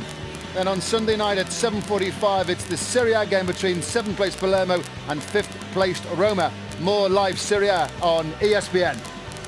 The great thing about this competition is you never really know how the story will unfold. The shot comes in here from Austin. And it's Richie! And it's come back off the post again. Swindon trying to turn the screw and Austin arriving. And Kuipers did enough. Away by Mills. Crawley Town 0, Swindon Town 0, playing for a place in the third round. Lou Macari and John Barnes here at the Broadfield Stadium. OK, I think we know what's going on in the Crawley dressing room. Not happy. The manager certainly won't be happy, Ray, at the goalkeeper. I saw him after the first incident with the goalkeeper. Steve was out the dugout telling him just to kick the ball. And I think he's learned his lesson now. I don't think in the second 45 minutes we'll see him dwelling on the ball at all. Yeah, what's your reading the game on balance, John? Well, I think both defences have been on top. You know, I think that I was looking forward to seeing Brody and Tubbs, but Morrison and Cuthbert have handled them well. Pericard is big, he's strong, putting himself about. Charlie Austin had a couple of opportunities, but there's not been that much quality. It's difficult because you can see the players falling over and it's quite slippery. But I expect to see better in the second half. Yeah, it's interesting. You started to see quite a few people slip, and interesting if develops. OK, Michel Kuipers, 36 years of age, born in Amsterdam, decade at Brighton, and wow, very early on in the game, he thought we were going to give this really bad mistake. And also, you know, you want the team to start well, so this doesn't help. And to be honest with you, I think that 30 seconds, I think. And Richie should have actually hit it first time. This is in the first 20 seconds, and if Richie hit that first time, as you can see when it comes to him here, all he has to do is hit it. But he controls it, allows the defender to get back in, and that set the tone. So that's not a good way to start off, and it really set the tone for Crawley. Can that really unnerve you as a team? Well, it certainly unnerved the goalkeeper, Ray, because he made a couple of mistakes after that. But they got away with it. You know, that's the FA Cup. Sometimes look at this. I mean, this is. He shouldn't do that, and this is when Steve came out the dugout after this incident. He was out there telling them and leaving him in no doubt, just kick the ball up the pitch. Well, you know what? I'm just thinking, this shot comes back off his head, back off both posts, and very relieved. But then just before the end, though, he did redeem himself, made a really good save. They were fortunate there. That hit the post, it came back and hit him, and how often have we seen the ball come off the post, hit the keeper and go in the goal? Here it's hit him and gone back onto the post, but here you can see the movement from Charlie Austin coming in. He makes a good save here. Stands up well. That first one, Ray, should have been a corner, shouldn't it? Yeah, you gave a goal kick, To be fair to the referee, he went to Danny Wilson as they were going in for half-time and apologised. It's put Crawley on the back foot, all that, hasn't it? It has, and I said at the start that a lot of people were expecting Crawley to win this game. You know, and that maybe put them under a little bit of pressure because I won't say they're the favourites, but this is a closer contest than we've seen in the past, and they really haven't lived up to expectations. I think Steve will be disappointed with his strikers, Ray. They haven't tested Phil Smith once in 45 minutes, and they've been prolific in the league they're in. Yeah. He'll be just disappointed that they haven't tested them. Right. Are you warm enough? Are you warm enough here at pitch side? I am warm enough, thank you. That's very kind of you. I tell you what, it's not too bad actually, but if you No, look at it's the not, it's thermometer, fine. the thermometer says it's gone to 0. I think it might have broken you now. I think that No, had broken I'm about nice and sort warm, and I will know of if it's 15, cold. 20 minutes ago. It's cold temperature-wise, but as far as the crowd are concerned here, well, enjoying the pies. Everything to play for in this FA Cup tie, because if you win this game tonight, it could be Manchester United or Chelsea that land here for the third round. Second half on the way.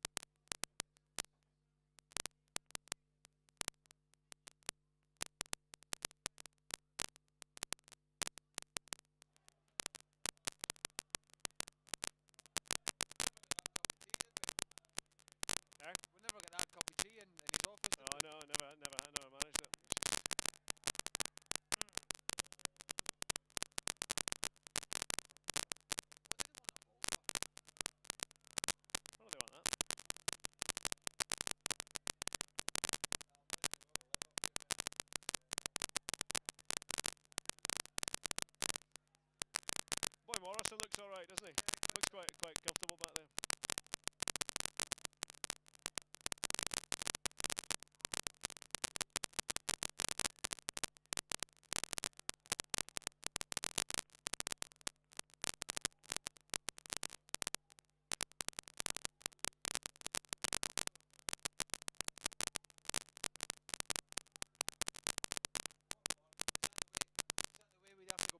Might be.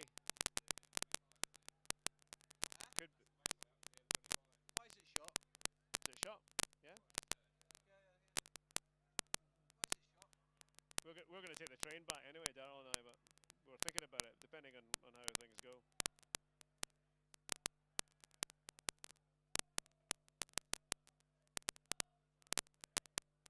I don't mind taking the train if it's going to be out. Yeah. Well, because I get off at Clapham Junction and then it goes to you can get it to Chiswick. I mean, it's about a 15-minute walk from Chiswick station to the Moran. My car's at IMG. Right.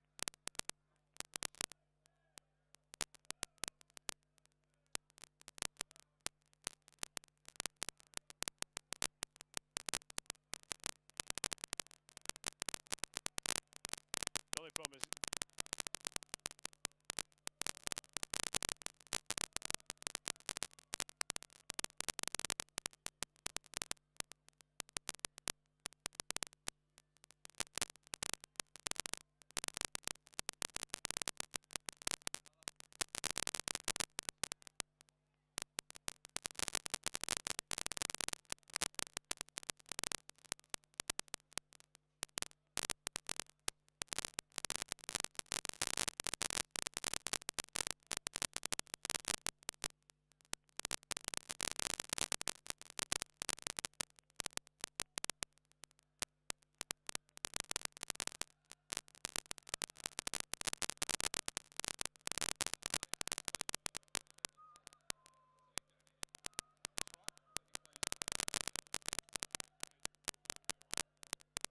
does it go right through this area?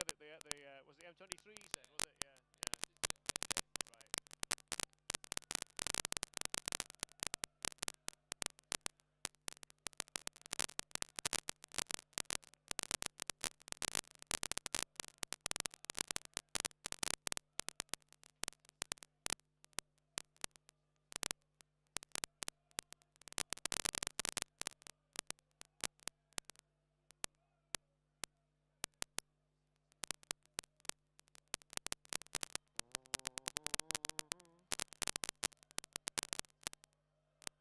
So it's bad when you stop, isn't it? At least when you're doing the game, you don't feel it as much. But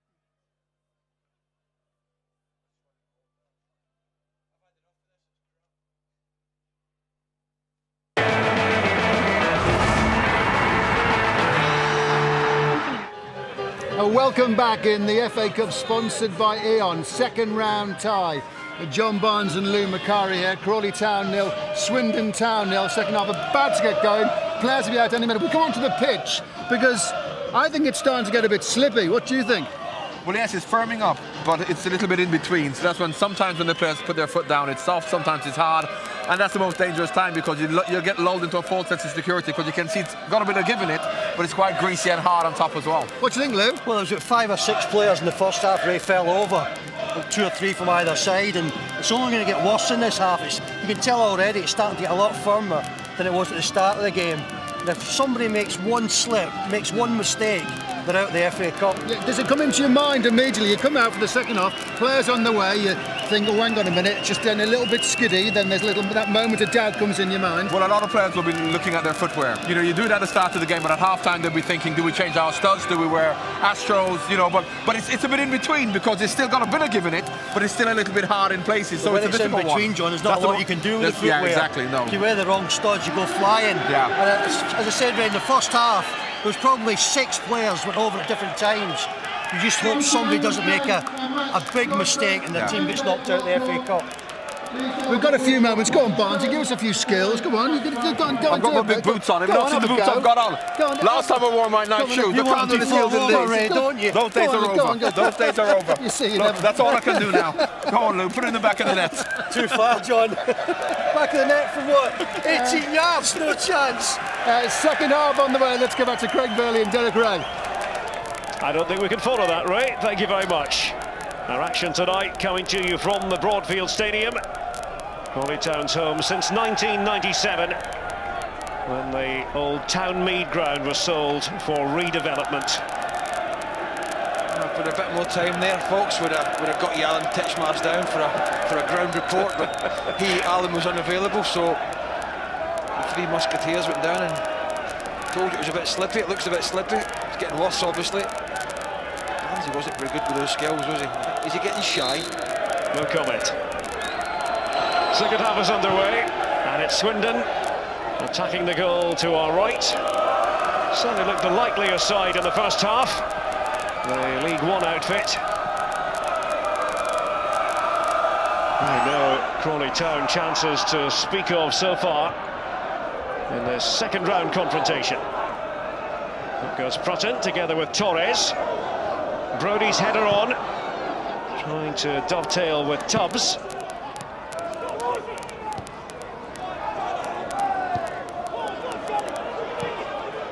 Of course, it's a massive weekend for the Swindon area as a whole. Swindon Supermarine facing Colchester tomorrow. And tonight the focus is on Swindon Town.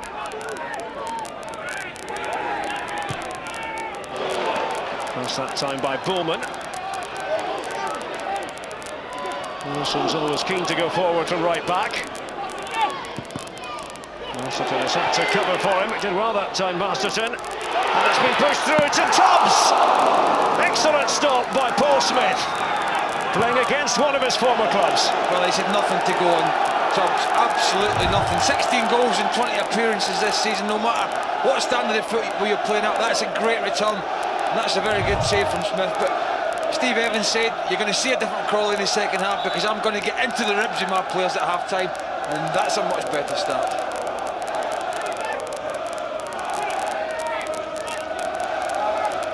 First attempt on goal by Crawley, and it was more than respectable from Matthew Tubbs. He was the hat-trick hero against Altrincham this weekend, the 7-0 win for Crawley.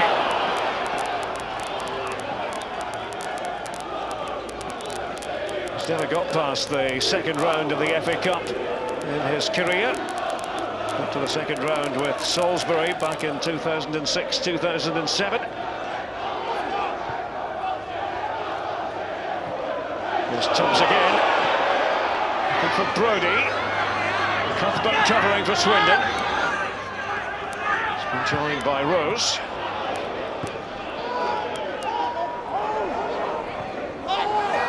Forwards by Perricard. Offside flag was up against Austin.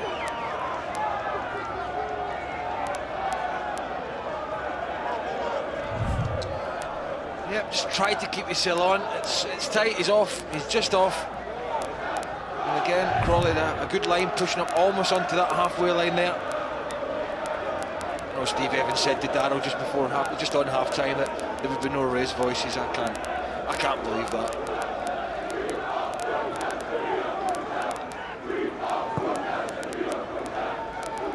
It's in there by Mills for Crawley, looking for Brody. Tubbs. Rose with the header away. And Brody, and forcing his way through was Bullman. That's Cuthbert and company standing their ground. Well, he's looked at the linesman straight away, Brody, because after the strike, because he thought he was off, he was close to being offside, got away with it. Richie.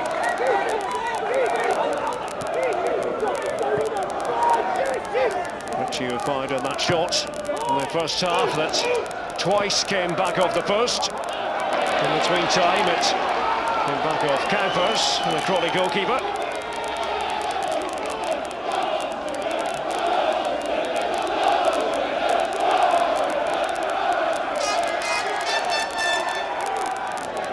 Rose with the throw.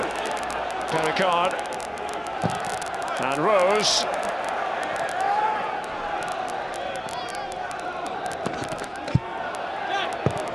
John Paul McGovern has done awfully well. Just fractionally overhit. It was intended for Perricard. Goes Morrison.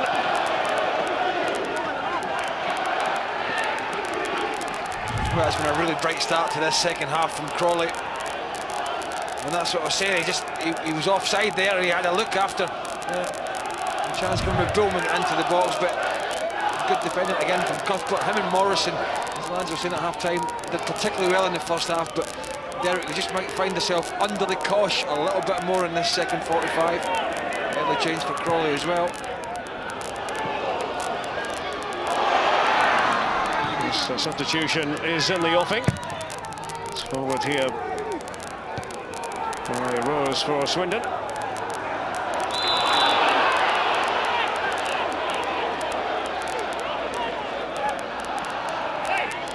And they've got the substitute ready. So here we are, 5 minutes into the second half, and off is going Steve Masterton, replaced by Ben Smith. Turned 32 just 3 days ago.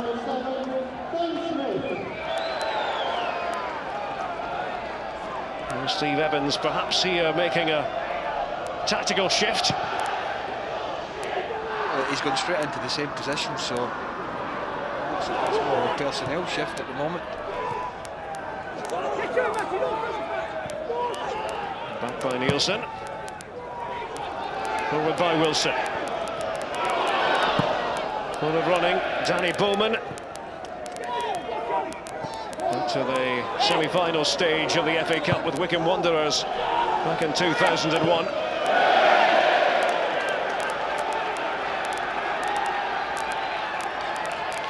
$3,895 watching tonight here at the Broadfield. And Crawley certainly believe that they can knock out the League One side.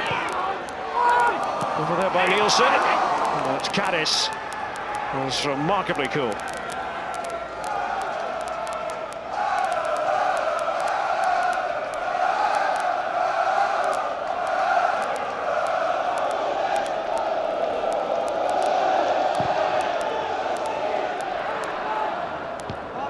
Mills is very often favourite in the year, that time against Austin.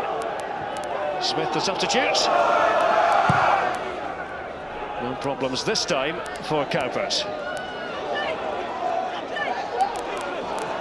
Isn't quite right for Torres. The Argentinian winning the throw. It's quickly taken in there by Smith. This pitch taking on more of a skating rink quality as the match unfolds.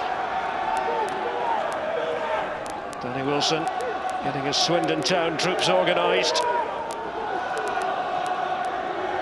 It's never going to be easy, this, for the Robins.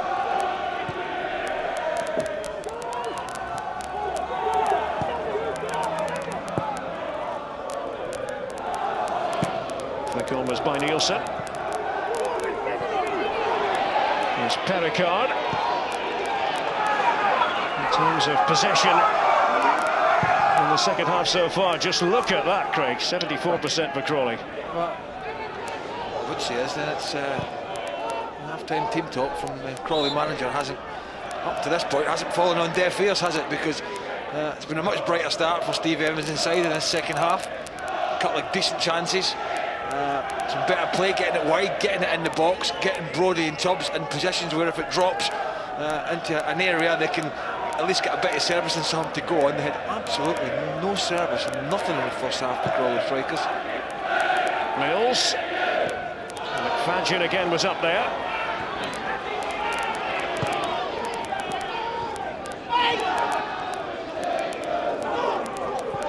Matt Richie. It's cut off by Pablo Mills for Crawley. Richie again. Free kick. Richie going in on McFadden.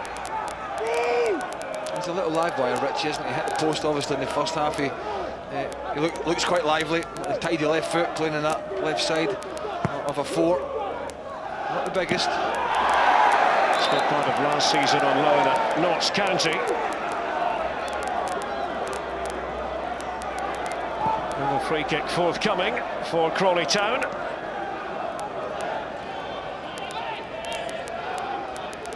It means the heavy mob can get forward again. That includes McFadden.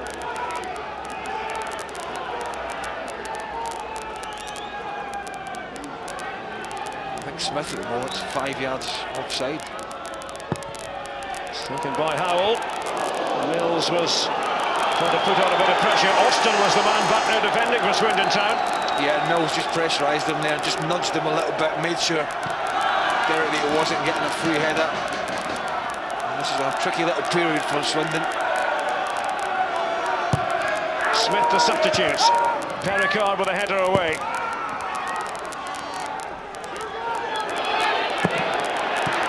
Rose finally had to get rid of that one.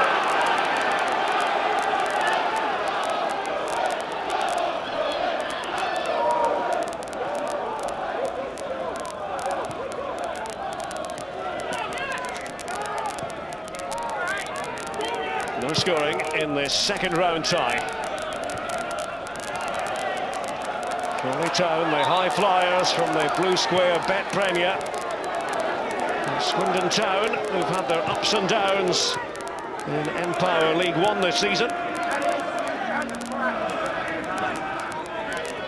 Torres just got his head to it. It's come to Pericard. John Paul McGovern. And Wilson, no difficulties there.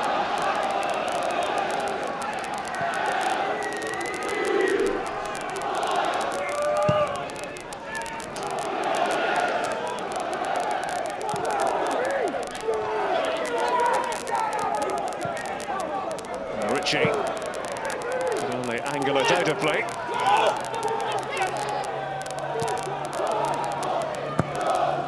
McFadden. Generally regarded here in Crawley as the best of the defenders. Kyle McFadden tries to take command again.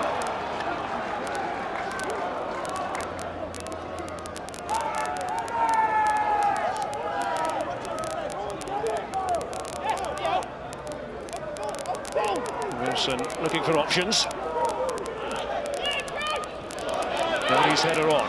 Tubbs. Away by McGovern for Swindon.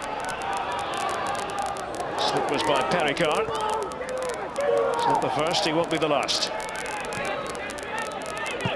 Howell. Torres. There's an intelligent ball into the stride of Smith. In the end by Cuthbert. Here's the task of holding things together at the back for Swindon. Scott Cuthbert.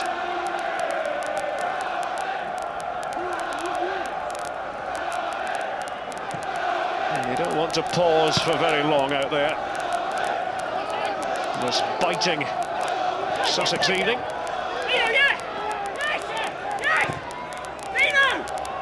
Howell. Because that had gone out, and apparently it had gone out. Well, it got out, got the referee, but the linesman was, the referee's assistant, should I say, was looking down the line and got it to put his flag up. As you can see, it was out. The whole ball went, sneaked over the line there. The referee spotted it. Assistant didn't. There's Linden as the assistant on the near side. It's going to be gathered by Phil Smith.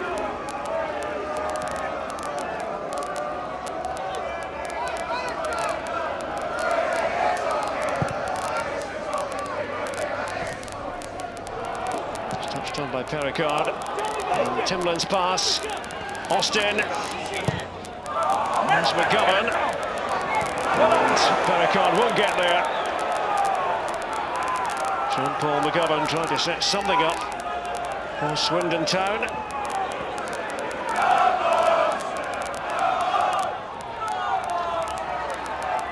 And Danny Wilson, Swindon, always on a hiding to nothing to an extent here.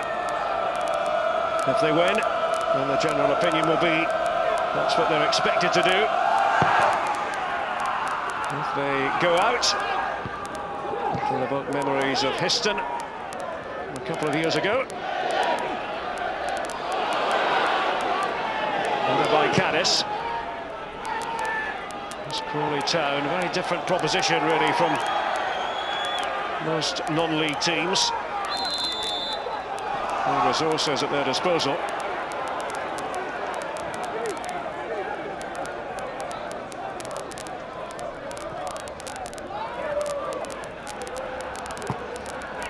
Howell for Crawley. It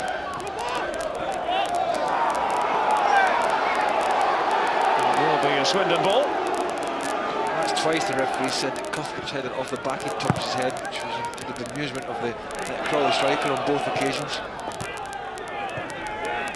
Bit of composure by McGovern here for Swindon Town, looking to release David Brutton.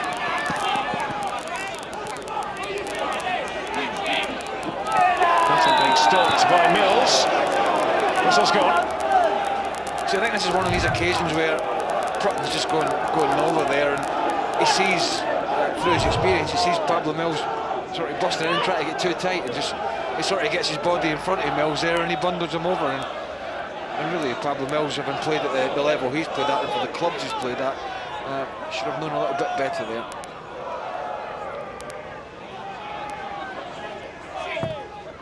McGovern with it for Swindon. It's away by Torres, who succeeded in picking out Tubbs. Bullman is the player racing through the middle here for Crawley. Away in the nick of time by Phil Smith. Well, it's ambitious to say the least. From a long way out, Tubbs thought he might as well try.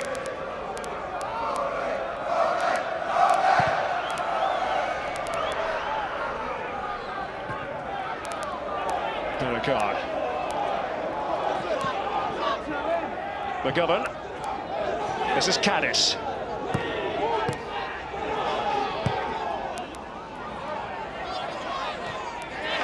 Torres is the player who went back.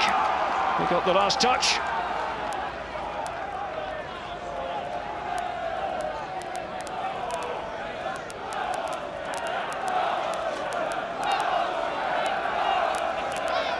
Little swirl of pressure from Swindon Town.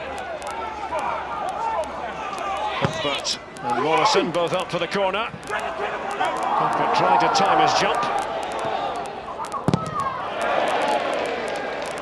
And Rose will have felt that.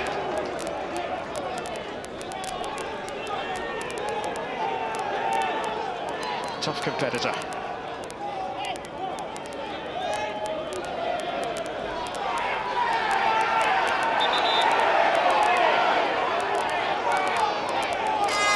Being told to go back a few yards.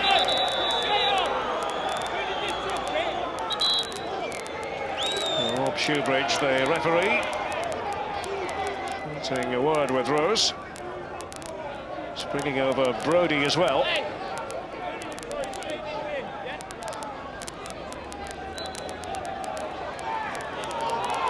But no end to it.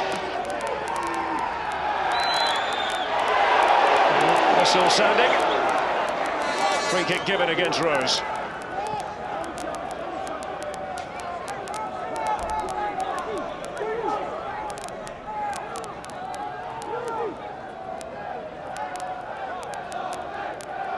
Morrison is on Brodie this time.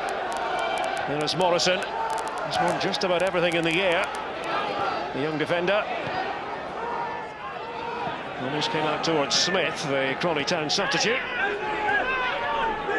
Dean Howell. Former Aldershot player. Howell released by Aldershot back in August. Torres, the one that got away. Sergio Torres has always wanted to play his football in England. It was on his mind as a youngster. He funded his own trip here when he came to England for the first time. A trial with Brighton and Hove Albion.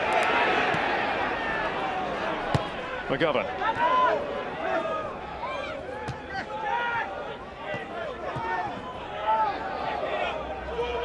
Back goes Howell. Forward by McFadden. And Cuthbert right on top of Brodie. I thought that was a free kick. Over the back of the big striker there. Could never win it. Never going to win it. No complaints from Brodie though, I've got to say. Surprised at that. Bullman. Richie for Swindon, and it's Perricard. And McFadden did his job. Yeah, just anticipated it well, reads this very well here. Again, it's Richie who's arguably been Swindon's best player. That's good defending. That ball's halfway to Gatwick Airport as we speak. So launched it out the ground. Yes, we aren't very far away from Gatwick.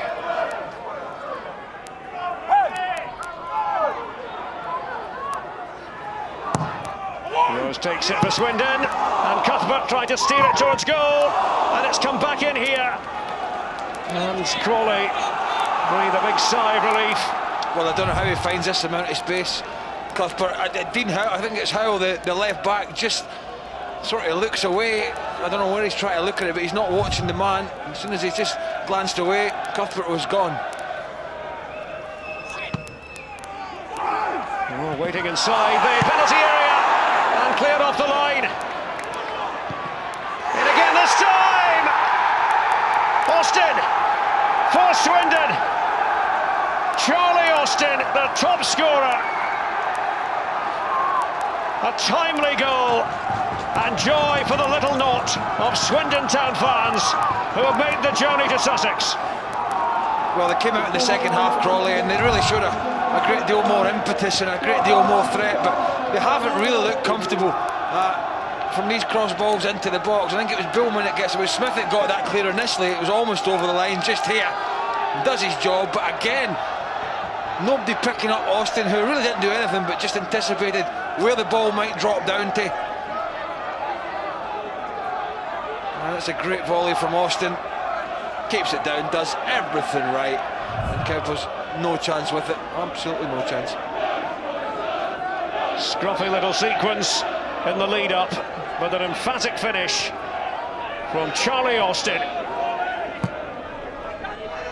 And Swindon have the lead.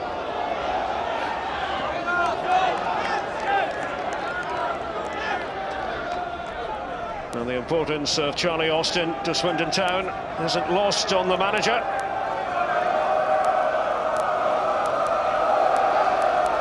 Austin delivers for his boss again.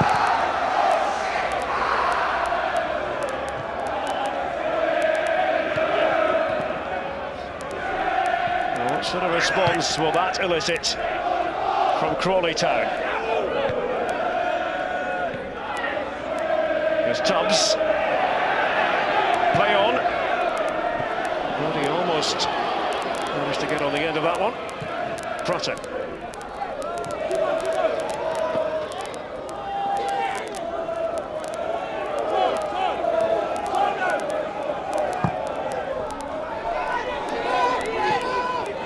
Cuthbert is watching as it runs back to Smith.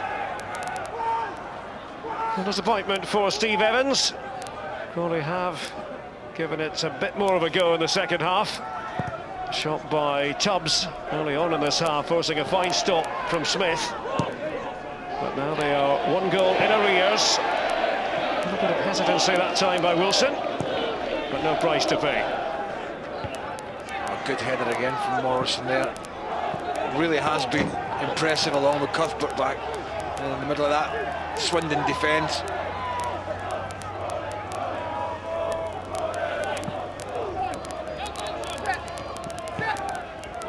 Forward by Timlin.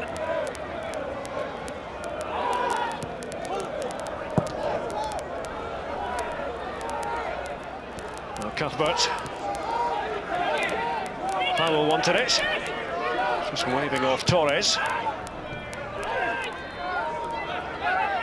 Mills. McFadden. Bullman. Wasn't closed down initially. And it's Wilson. And Tubbs with a header on Torres. And the shot comes in from Smith. And it's saved by Swindon's Smith. Well, that's much better play. And Bullman getting forward, just sucking them in, able to play the full back in. Decent ball in the end, just dropped it to Ben Smith, the substitute, takes it first time. technically did very well actually, because it just sort of dropped at him. Didn't be able to get it on target, but it was always comfortable for the Swindon goalkeeper. But a decent response from Crawley. Ben Smith's first club was Arsenal back in the mid-90s. Going through the ranks there.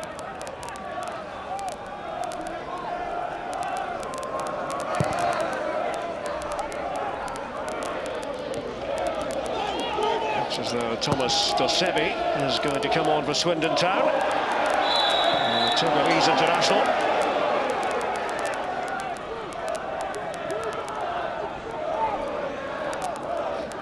Cuthbert with the concession of the free kick. Pericard has been nursing a groin injury, so the likelihood is he will depart.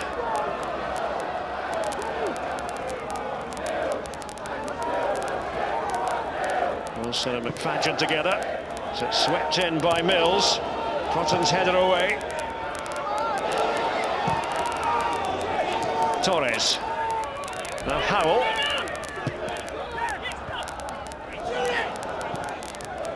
Fadgen looking for support to his left. Peters had moved over to deal with the threat. Dean Howell. Pablo Mills. Torres trying to cause havoc. The shot by Torres. Could have gone anywhere. Has actually gone out for a throw. That's how wide it was.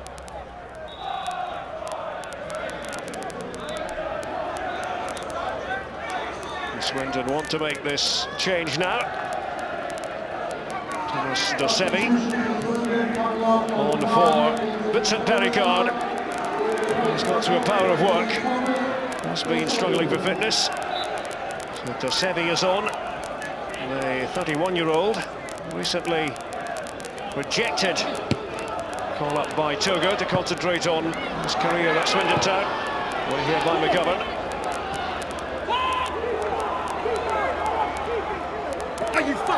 And the Chargers on for Austin. Just couldn't keep control of the ball. Austin's goal the difference in this second round tie in the FA Cup, sponsored by Eon. Howell. Snapped on by Smith. There's almost there for Brody.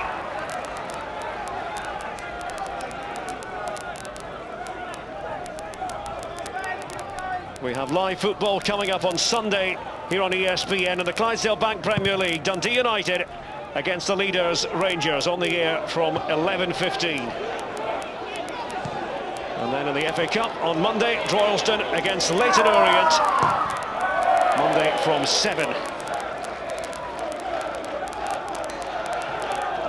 And Austin is trying to soldier on here. Swindon have just replaced one striker. The man who started up front beside Charlie Austin, Vincent Pericard.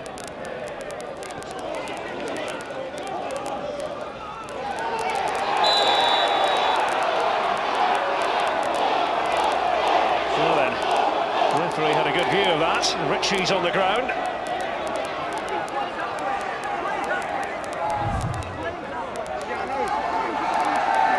Well, he went down just as he moved towards Nielsen. Yeah, knee in the back there. It's a little bit naughty, isn't it?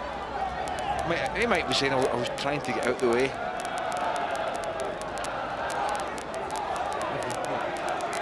They're all friends in the end. So it's supposed to work out.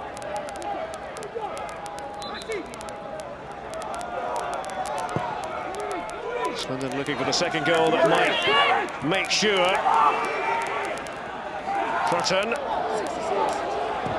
Cotton decided to have a go. Torres does have the confidence to play his way out of trouble.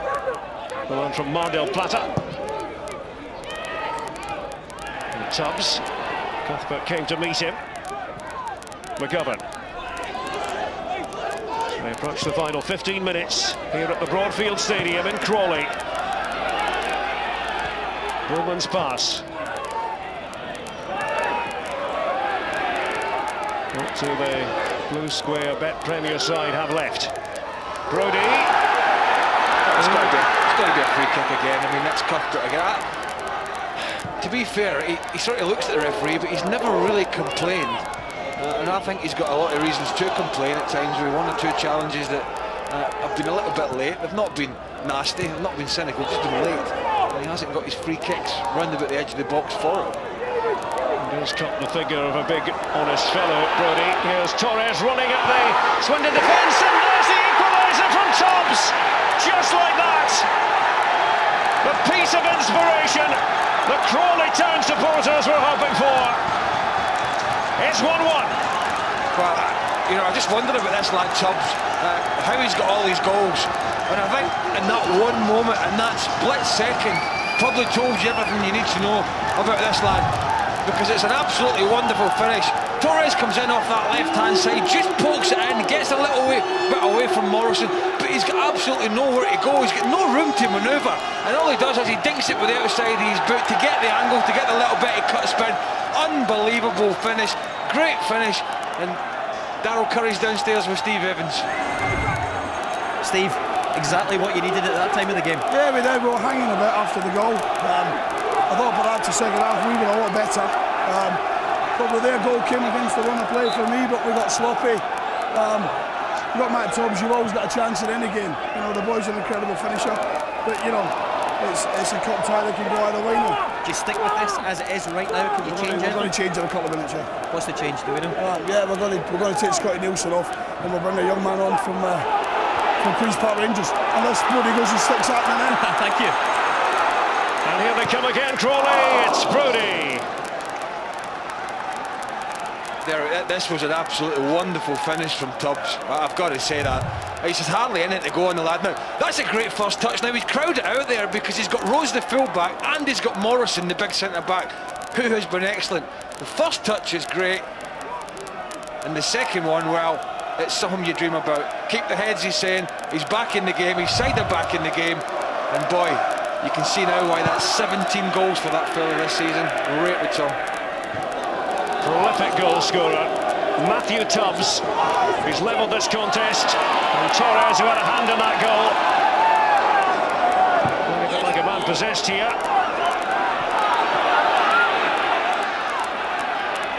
Tubbs again.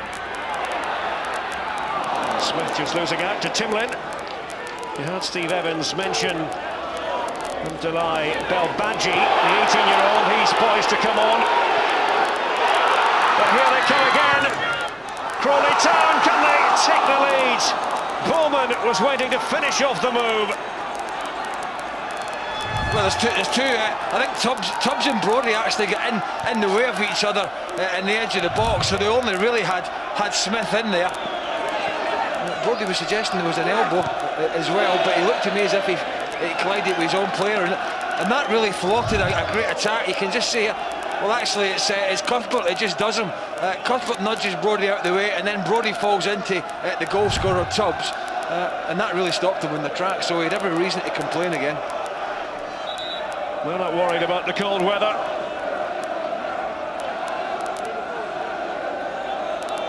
And a change to be made by Swindon. On is coming Alan Sheehan, the 24-year-old Irishman. Off is going Michael Rose. And Sheehan was a member of the Leeds United side that lost to Histon a couple of years ago in the FA Cup. Danny Wilson's men were leading, but now it's all square.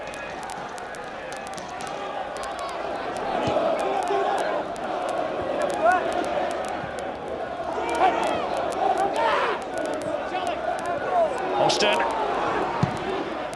Away by Wilson.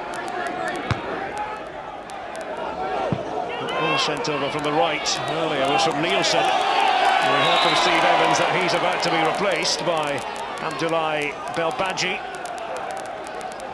who's On loan from Reading, that just went through yesterday.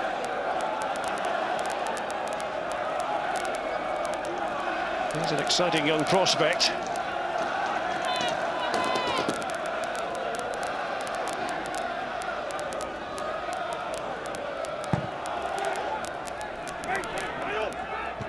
Just over 10 minutes to go, and it's in the balance. Forward by Howell. Real sense of feel-good enveloping the Broadfield Stadium now. Torres, risky header. Sure, Howell won't be thanking him for that. And Sheehan, who has just come on, is tangling with Brodie.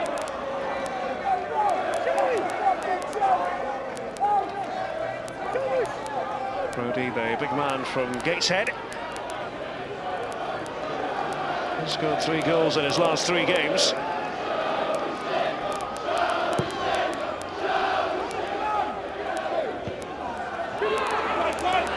Brodie, the goalkeeper, scored ball all the way. Kuipers there to claim it.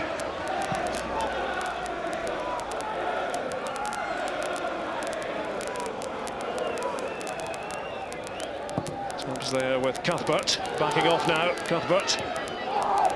It's Morrison, usually the man to win the headers.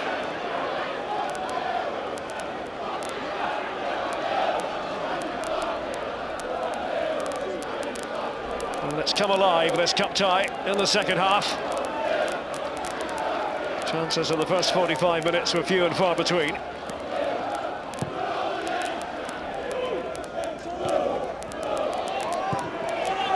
Sevi. Trying to nip in there behind Mills. Sheehan with the throw.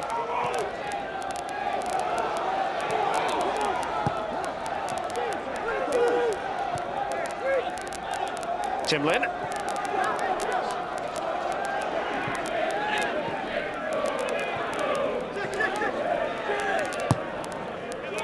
It's Caddis with the pass.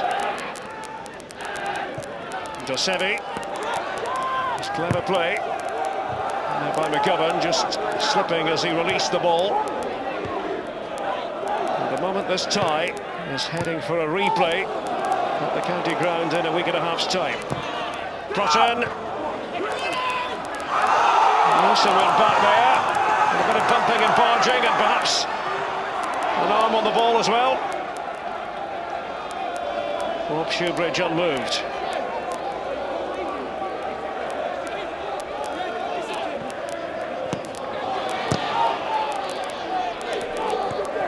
Morrison for Swindon. Dosevi. Dosevi shot takes the deflection. Will be a corner to Swindon Town.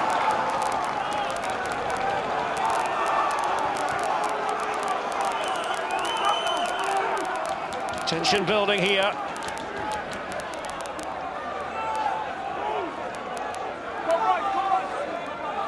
Seven minutes remaining. Kuipers remained on his line in there by Timlin. The block was from McFadden. Well, it's certainly been a bit nervy for them. Crawley from set pieces, that's where obviously they lost the initial goal. It's where they were trailing Swindon from that very good Austin strike. Richie, and it's Austin with a header. Austin again. It's confronted by Torres. Frantic inside the penalty area. Sergio Torres, not a good out of play.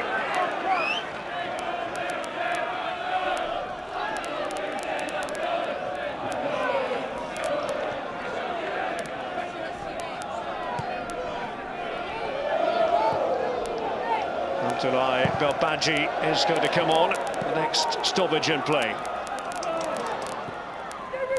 Timlin and McFadden just ahead of Dosevi. Nielsen couldn't keep it in. Well, Steve Evans did tell Darryl Curry that Nielsen would be going off. There's confirmation. Nielsen makes way for Abdoulaye Belbadji. Crawley Town beating the loan transfer deadline to sign him. Got the approval from the Reading boss Brian McDermott, allowing Steve Evans to field him in this cup tie. And the word on Belbadji is there's a bit of skill about him and a lot of pace.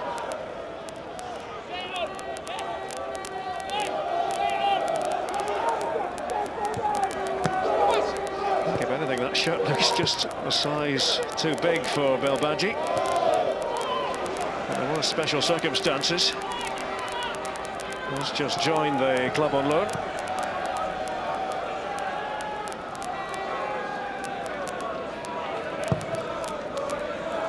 Forward by Kuipers.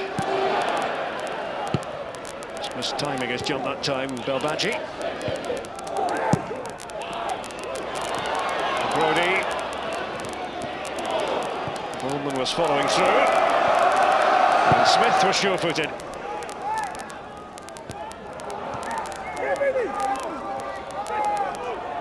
Missed in. And Smith getting back quickly that time for Crawley.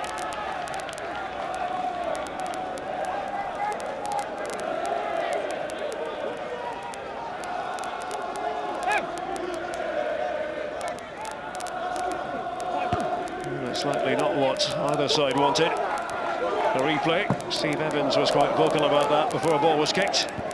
He's quite keen for a decision one way or the other.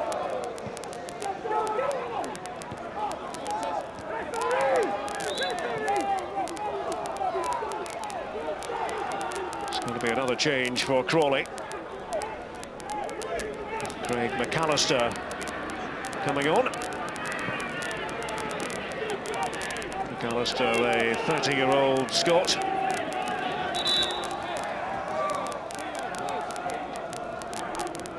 Morrison, one of the attacking weapons for Swindon at the set piece. Well, has moved away from him now. It's Mills who's picking him up. And Mills doing his job, and here's Torres. Torres racing away from McGovern. Looked a bit perplexed. Brody. And Brody's managed to cut it back. Well, he did well that time, Brody, against Caddis.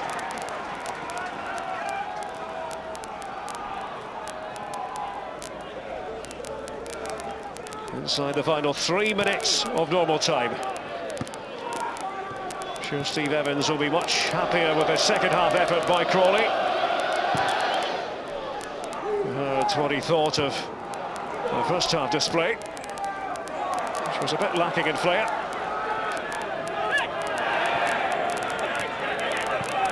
Torres just seemed to get clipped by Timlin. Powell has made himself available to the left of Bowman. Instead he uses Wilson on the right, and it's Brody. Now Belbadji. Well, we've given him the big build-up. There you go. You did. Thank you for that, Greg. You're welcome. The change here. And McAllister will come on. Craig McAllister scored the winner against Newport in their fourth qualifying round. And it's the end of the shift for Richard Brody. Well, he's run his legs off. McAllister doesn't have long to make an impact.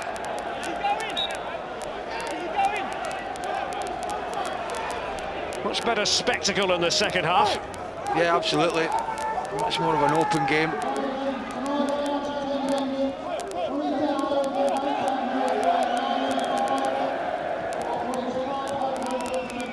Crowd of just under 4,000. They've enjoyed themselves. The Crawley Town supporters. And,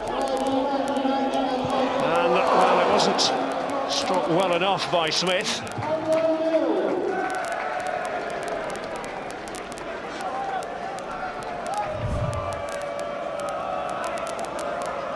it's been lively since he came on, Smith, isn't it? The substitutes get forward. Got in the box, caused a few problems.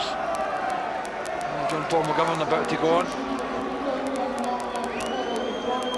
Swindon change. And it's one Scottish player for another. Off goes John Paul McGovern. On comes Simon Ferry. Signed from Celtic during the summer by Danny Wilson.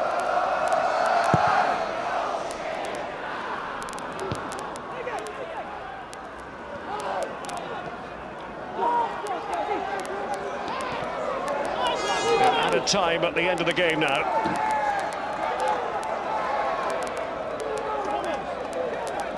The replay beckons. Wilson's long throw for Crawley. We will have 3 additional minutes.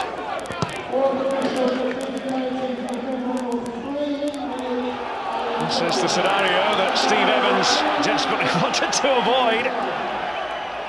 Wasn't interested in a replay, he said. Might just have to deal with one now.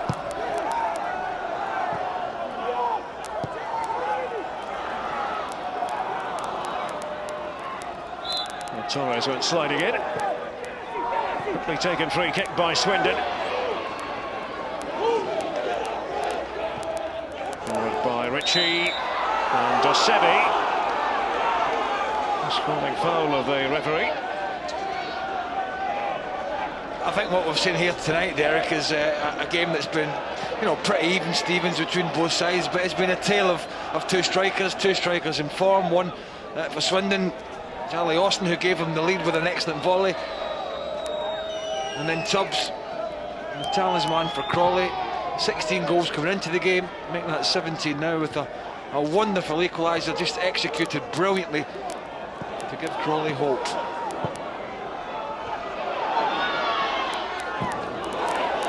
And we're carrying that hope into stoppage time. Howell, it's an excellent ball, almost came back into the path of Smith. Timlin did well. Ferry. Only once before of Crawley Town defeated a Football League club in the FA Cup. The Football League club being Northampton Town. Back in the 1991-92 season.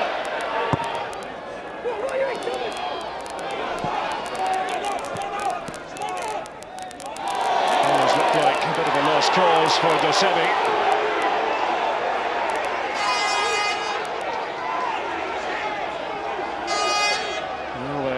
Final instructions, frantic instructions from Steve Evans.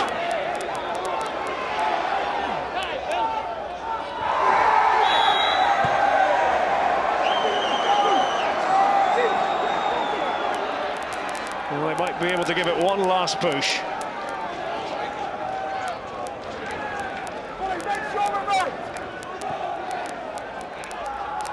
I'm surprised to see McFadden stride his way up there. McAllister has joined him. Mills with it.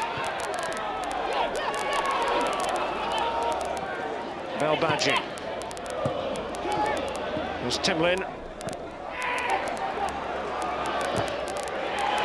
Crossan couldn't make anything happen for Swindon. Gone past the 3-minute mark in added time. Belbadji. And this will go to a replay. They will meet again at the county ground after a spirited 1-1 draw. Good to see that display of sportsmanship between the two managers. Swindon scored first through Charlie Austin, but Matt Tubbs cancelling that goal out. Crawley Town 1, Swindon Town 1 in the second round of the FA Cup, sponsored by E.ON. Michel Kuipers was the story in the first half because of his eccentric qualities, but he is a fine goalkeeper, and he did demonstrate that from time to time in the course of this match for his manager Steve Evans.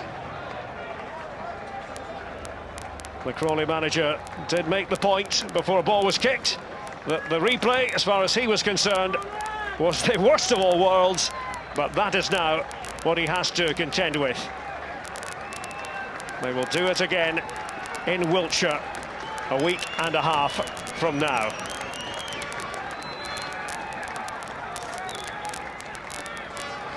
Let's go to ESPN's Darryl Curry. Matt, that goal, what a difference it made in the second half, but did you feel it was coming? Yeah, I mean, we had a bit of a hairdryer at half-time, and we come out the blocks and we put them on the back foot and we tried to turn in, which we did. And, the goal came at a good time for us. Was that not the real Crawley we saw in the first half? No, definitely not. I mean, you ask every fan here who comes week in, week out. We don't play like that. And they know that. And it was a good all-round performance against a good team. Your manager didn't want a replay. How do you feel about it? Oh, it's going to be cold, isn't it? But no, to get a result against a team like Swindon, it's great. It's not only great for ourselves, it's great for the fans and the club as well. Charlie, when you scored that goal, did you feel you could have pushed on potentially and got a second at that point? Yeah, we looked like we was on top, scored that goal, and we should have pushed on, tried to get a second, Fortunately we didn't, and Crawley went and equalised. How impressed were you by the way they responded in the second half? Yeah, real good. There's a battle inside, obviously you can see, and obviously they're not in their league position for no reason. Non-league teams always up against league teams. It's going to be difficult for the league side, but Crawley did themselves justice. What do you expect from the replay? What can you do differently in that leg? I'm not really too sure. Approach it the same as we did. Go at them. Obviously we'll be at home. Hopefully, maybe get overwhelmed by it, but it'll be worth it's obviously a tie we didn't need. Yeah. Okay, well, 2 goal scorers tonight. Matt, you are the man of the match. Can I ask you to do the honours, Charlie? Cheers, lad. Cheers, pal. Thank you. Cheers. Cheers. Great endeavour from both clubs. Let's get some news of more live football matches lined up for this weekend and beyond here on ESPN. On Sunday from the Clydesdale Bank Scottish Premier League, Dundee United versus Rangers from 11:15. On Sunday night it's Serie A from 7:45. 7th place Palermo against 5th place Roma. More FA Cup action on Monday night. The last of the second round ties sees non-leagues Royalston take on League One Leyton Orient. 4 Europa League matches lined up for next week. On Wednesday, Sampdoria against PSV Eindhoven, and from Manchester City's group, it's Lech Poznan against Juventus. On Thursday, Liverpool will try to secure qualification into the knockout stage of the competition with a win away in Romania against Steaua Bucharest. Also on Thursday, Palermo have to beat Sparta Prague to stay in the tournament. So, effort, attitude and commitment from both Crawley and Swindon in the Cup. League One Swindon looked like they'd nicked the victory. They led with 15 to go. But a great finish from Crawley's Matt Tubbs set up a grandstand finish. 30 league places between these clubs, but they finished level tonight. Reaction on the way.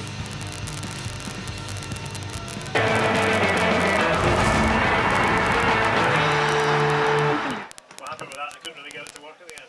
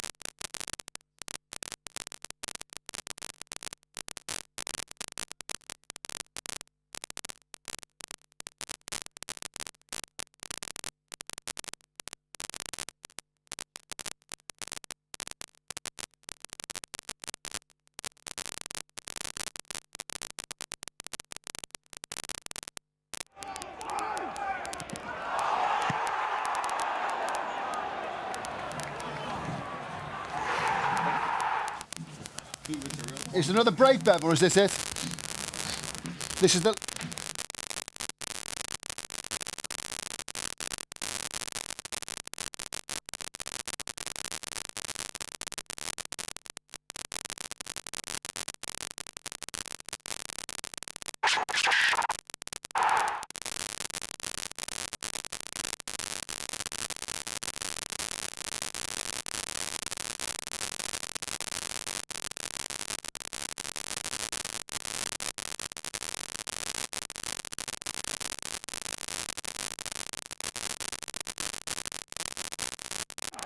Waiting inside the penalty area and cleared off the line.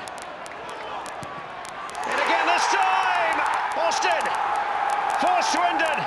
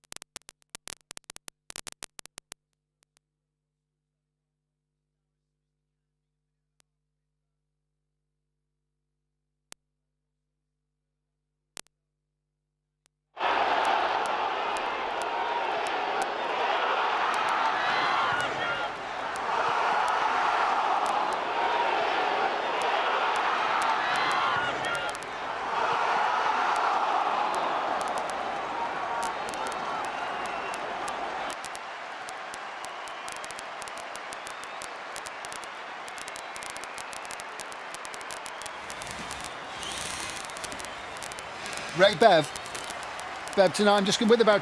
You just count me to stopping talking. Tonight I'm just going to with about 10 to go. I'm going to take it here.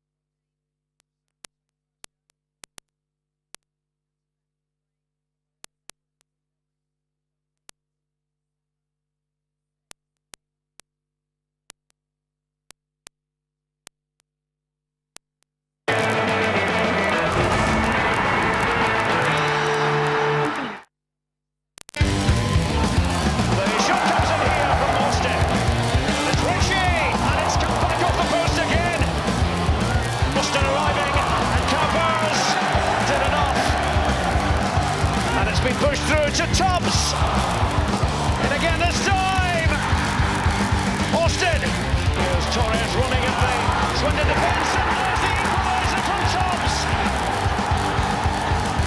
Tubbs. Crawley Town 1, Swindon Town 1 in the FA Cup, sponsored by Eon. Replay needed. They've got to try again for a place in the third round. Lumacari and John Barnes. Decent second half. I think they've sort of really picked their game up. Much better, particularly for Crawley, because they started on the front foot in the second half. Tubbs made a great run. Good save by the goalkeeper, and I have to say they were probably the better side in the second half. There's Steve Evans on his way over to join us, plodding away. I wonder what he says about the pitch when he gets over. Telling me I'm not long. I wonder what he's thinking as he's turning it over in his mind as he comes towards us. Does he look happy? He'd be happy, because after the first half performance he'd been disappointing, and the second half they really took the game to the opposition and deserved their equaliser. So what was the story of the game as far as you were concerned, Lou? Two great goals, Ray. When you look at both the goals again, Charlie Austin, not a great deal to aim at, and the Crawley equaliser, brilliant, outside of his right foot. You wouldn't see two better goals in the game. We had to wait to the second half for a couple of goals, but they're worth waiting for. And they were the informed strikers. You know, we're looking for Brodie and Tubbs, and we're looking for Charlie Austin and Perry Card. And Austin delivered, and so did Tubbs. Brodie was a bit disappointing, but as you know, Lou says, two fantastic finishes. Hey, Steve. Steve, come and join us. Thank you very much. Steve, well done, mate. Well done, Steve. Thank you very much. Settling for a draw near the end, weren't you? Well done, mate.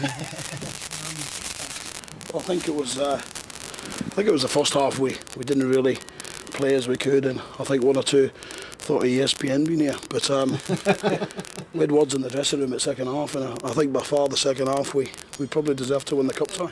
What's the summary of the message you gave them at half time? Too much respect for Swindon, forget the TV cameras, and players we'd play for playing a team in the Blue Square Premier, and if we do that, we get on the ball, we pass it, and we get nice width in our team, and we get more from our front too. You know, service was poor in the first half, we felt, and we get a bit closer to the boy Pruitt in the middle of the park, who was running things for me for half an hour, and I think we sorted that out second half, and this cup tie's far from over, Ray, I can assure you. That's what we actually said. You know, we said first half would have been disappointing. We expected a lot from them, but second half, you know, you played through midfield, you passed the ball well, and you created shots on Tubbs. Two great. I mean, Austin's goal was fantastic as well, but Tubbs was great finish. Well, for me, both. I think, as I said to Lou privately before the game, John, I think both could play in the Premiership, the Championship, not Premiership. You got right back in the game when this happened. I think it was their best spell of the game when they got the goal. I was disappointed with the first phase of that. I think. Well, you know, here what they're highlighting there is we've always got this debate between zonal marking and man-for-man marking. There's a big space for him to run into, and obviously we thought that you'd cleared it. But when it falls to Charlie Austin here, there's a lot of bodies. You can't. Goalkeeper is unsighted, but it's a great technique. Great. You know the room that he finds in the box there, John. I mean, you've played at the top level. unless you're a natural goal scorer, you don't find that room. You find yourself against a body. And but Austin's we said if we don't get the first touch in the box, Austin will got the second. But I think that's the Mills second. was a bit unlucky there, Steve, because the ball's bounced off his chest on his, and then he gets out almost to Charlie Austin, but just doesn't quite get there. I agree. I think there's a lot of League One managers tonight who would be happy if they'd Mills and McFadden. You know, when you look at Austin and Perricard, who was a handful first half with strength. Yeah, But Mills won man of the match, and deservedly so, because he competed. I was hearing you online. talk about Austin. He was one of those players you'd seriously taken a look at, but the finish from Tubbs was sensational. Well, we paid decent money for non-league. Don't tell us how much. I thought you were going to tell us then. You have to take it early. He's a great Not as finish. much as what people thought, but you know what? He's impressed us since the day he come. He scored against some real quality in pre-season, QPR, Palace, all the proper championship clubs, and Tubbs could play at championship level. But it's a great ball from Torres as well. I know you're signing everyone. You didn't think that was when the chairman started signing Torres. You didn't think it was Fernando, did you? But he played like him tonight because of the great through ball, and he was very good all night, Torres. Well, there wasn't a problem agreeing terms with the Americans to get Torres. It was Fernando himself. What'd you say to your goalkeeper at half-time, Steve? You can repeat it here. No, we can't.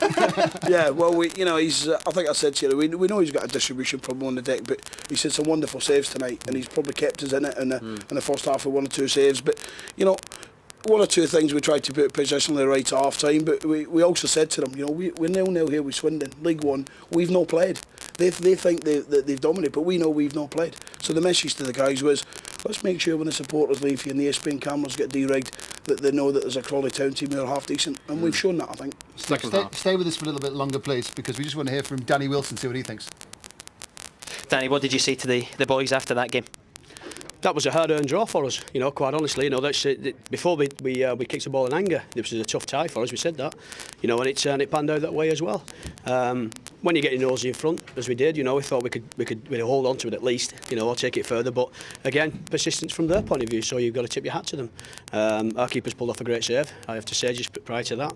But it was on us even, quite honestly, on a tricky night as the weather started to deteriorate at the night. The pitch become a bit more slippy, very difficult, bobbly.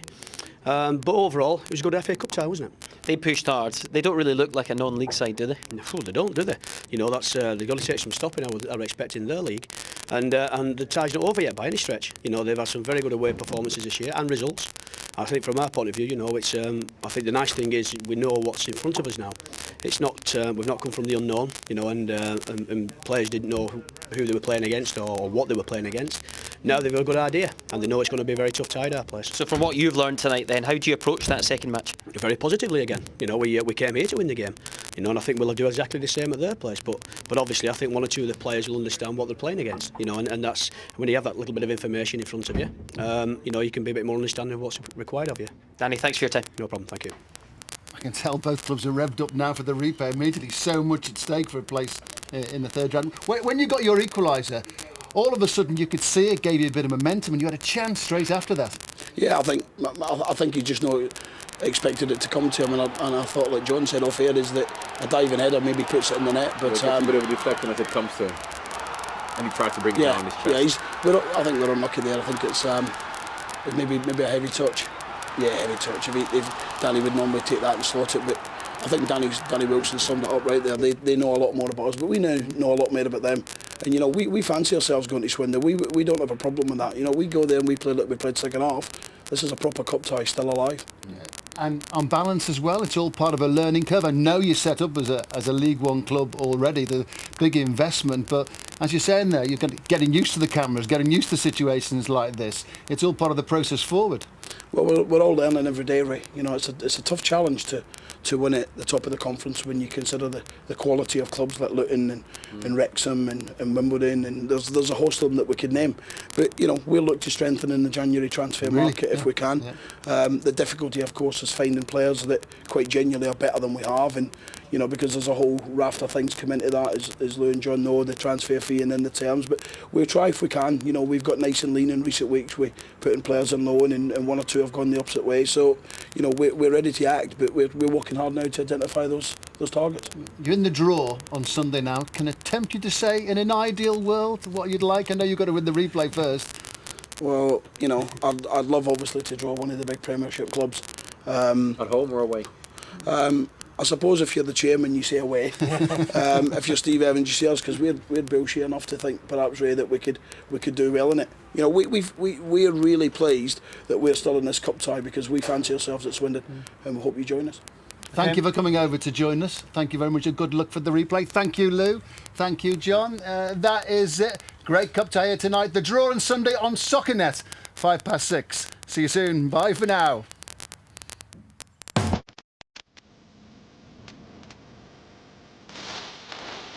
It's excitement, isn't it? It's the FA Cup. It's got a classic on the still, isn't it?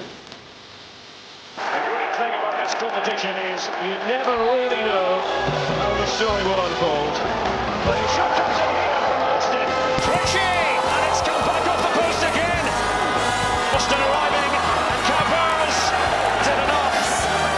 And again this time, Austin. There's Torres running at the Swindon defence. There's the equaliser from Toms.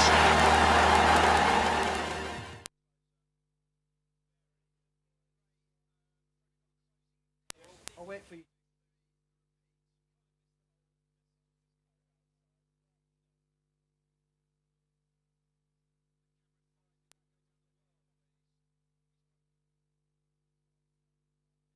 One, two, 1, 2.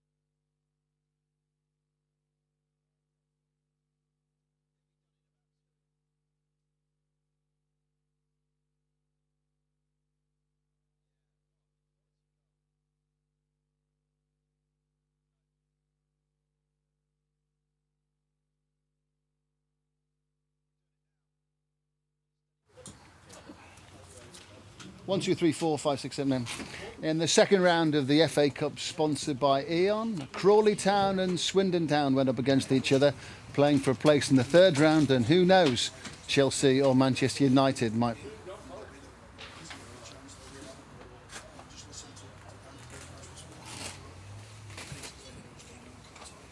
And possibly a tie against the likes of footballers Chelsea or Manchester United.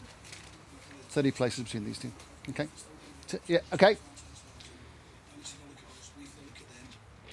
In the second round of the FA Cup, sponsored by Eon, Crawley Town and Swindon Town went up against each other, all playing for a place in the third round draw, and possibly a third round tie against the likes of cup holders Chelsea or Manchester United. A lot to play for. In the commentary box, Craig Burley and Derek Ray. Okay.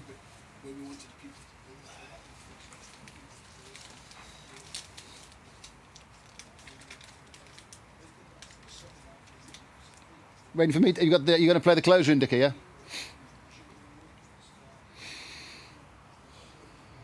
yeah?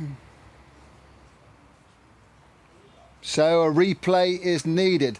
30 league places between these clubs. They finish level on the night. They have to do it all again. Certainly effort, attitude and commitment first time round.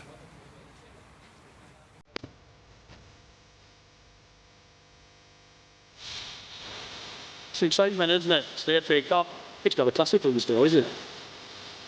The great thing about this competition is you never really know how the story will unfold. But the shot comes in. It's Richie, and it's come back off the post again. Austin arriving, and Kuipers did enough. And again this time, Austin. There's Torres running at the Swindon defence. There's the equaliser from Toms.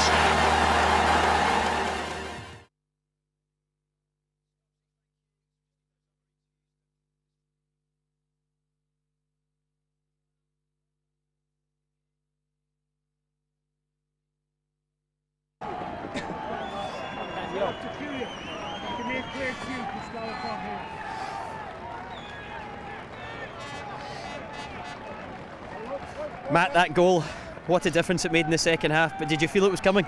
Yeah, I mean, we had a bit of a hairdryer at half time, and you know, we come out the blocks and, you know, we put them on the back foot and we try to turn them, which we did. You know, the goal came at a good time for us. Was that not the real Crawley we saw in the first half? No, definitely not. I mean, you ask every fan here who comes week in, week out, you know, we don't play like that. You know, and they know that. And you know, it was a good all-round performance against, you know, a good team. Your manager didn't want a replay. How do you feel about it? Oh, it's going to be cold, isn't it? But no, you know, to get a result against, you know, a team like Swindon, you know, it's great. It's not only great for ourselves, it's great for the fans and the club as well. Charlie, when you scored that goal, did you feel you could have pushed on potentially and got a second at that point? Yeah, you know, we looked like we was on top, scored that goal, and we should have pushed on, tried to get a second, you know. Fortunately we didn't, and Crawley went and equalised. How impressed were you by the way they responded in the second half? Yeah, you know, real good, you know. There's a battle inside, obviously you can see, and obviously they're not in their league position for no reason. Non-league teams always up against league teams. It's going to be difficult for the league side, but Crawley did themselves justice. What do you expect from the replay? What can you do differently in that leg? I'm not really too sure. Approach it the same as we did. Go at them. Obviously, we'll be at home. Hopefully, maybe get overwhelmed by it. But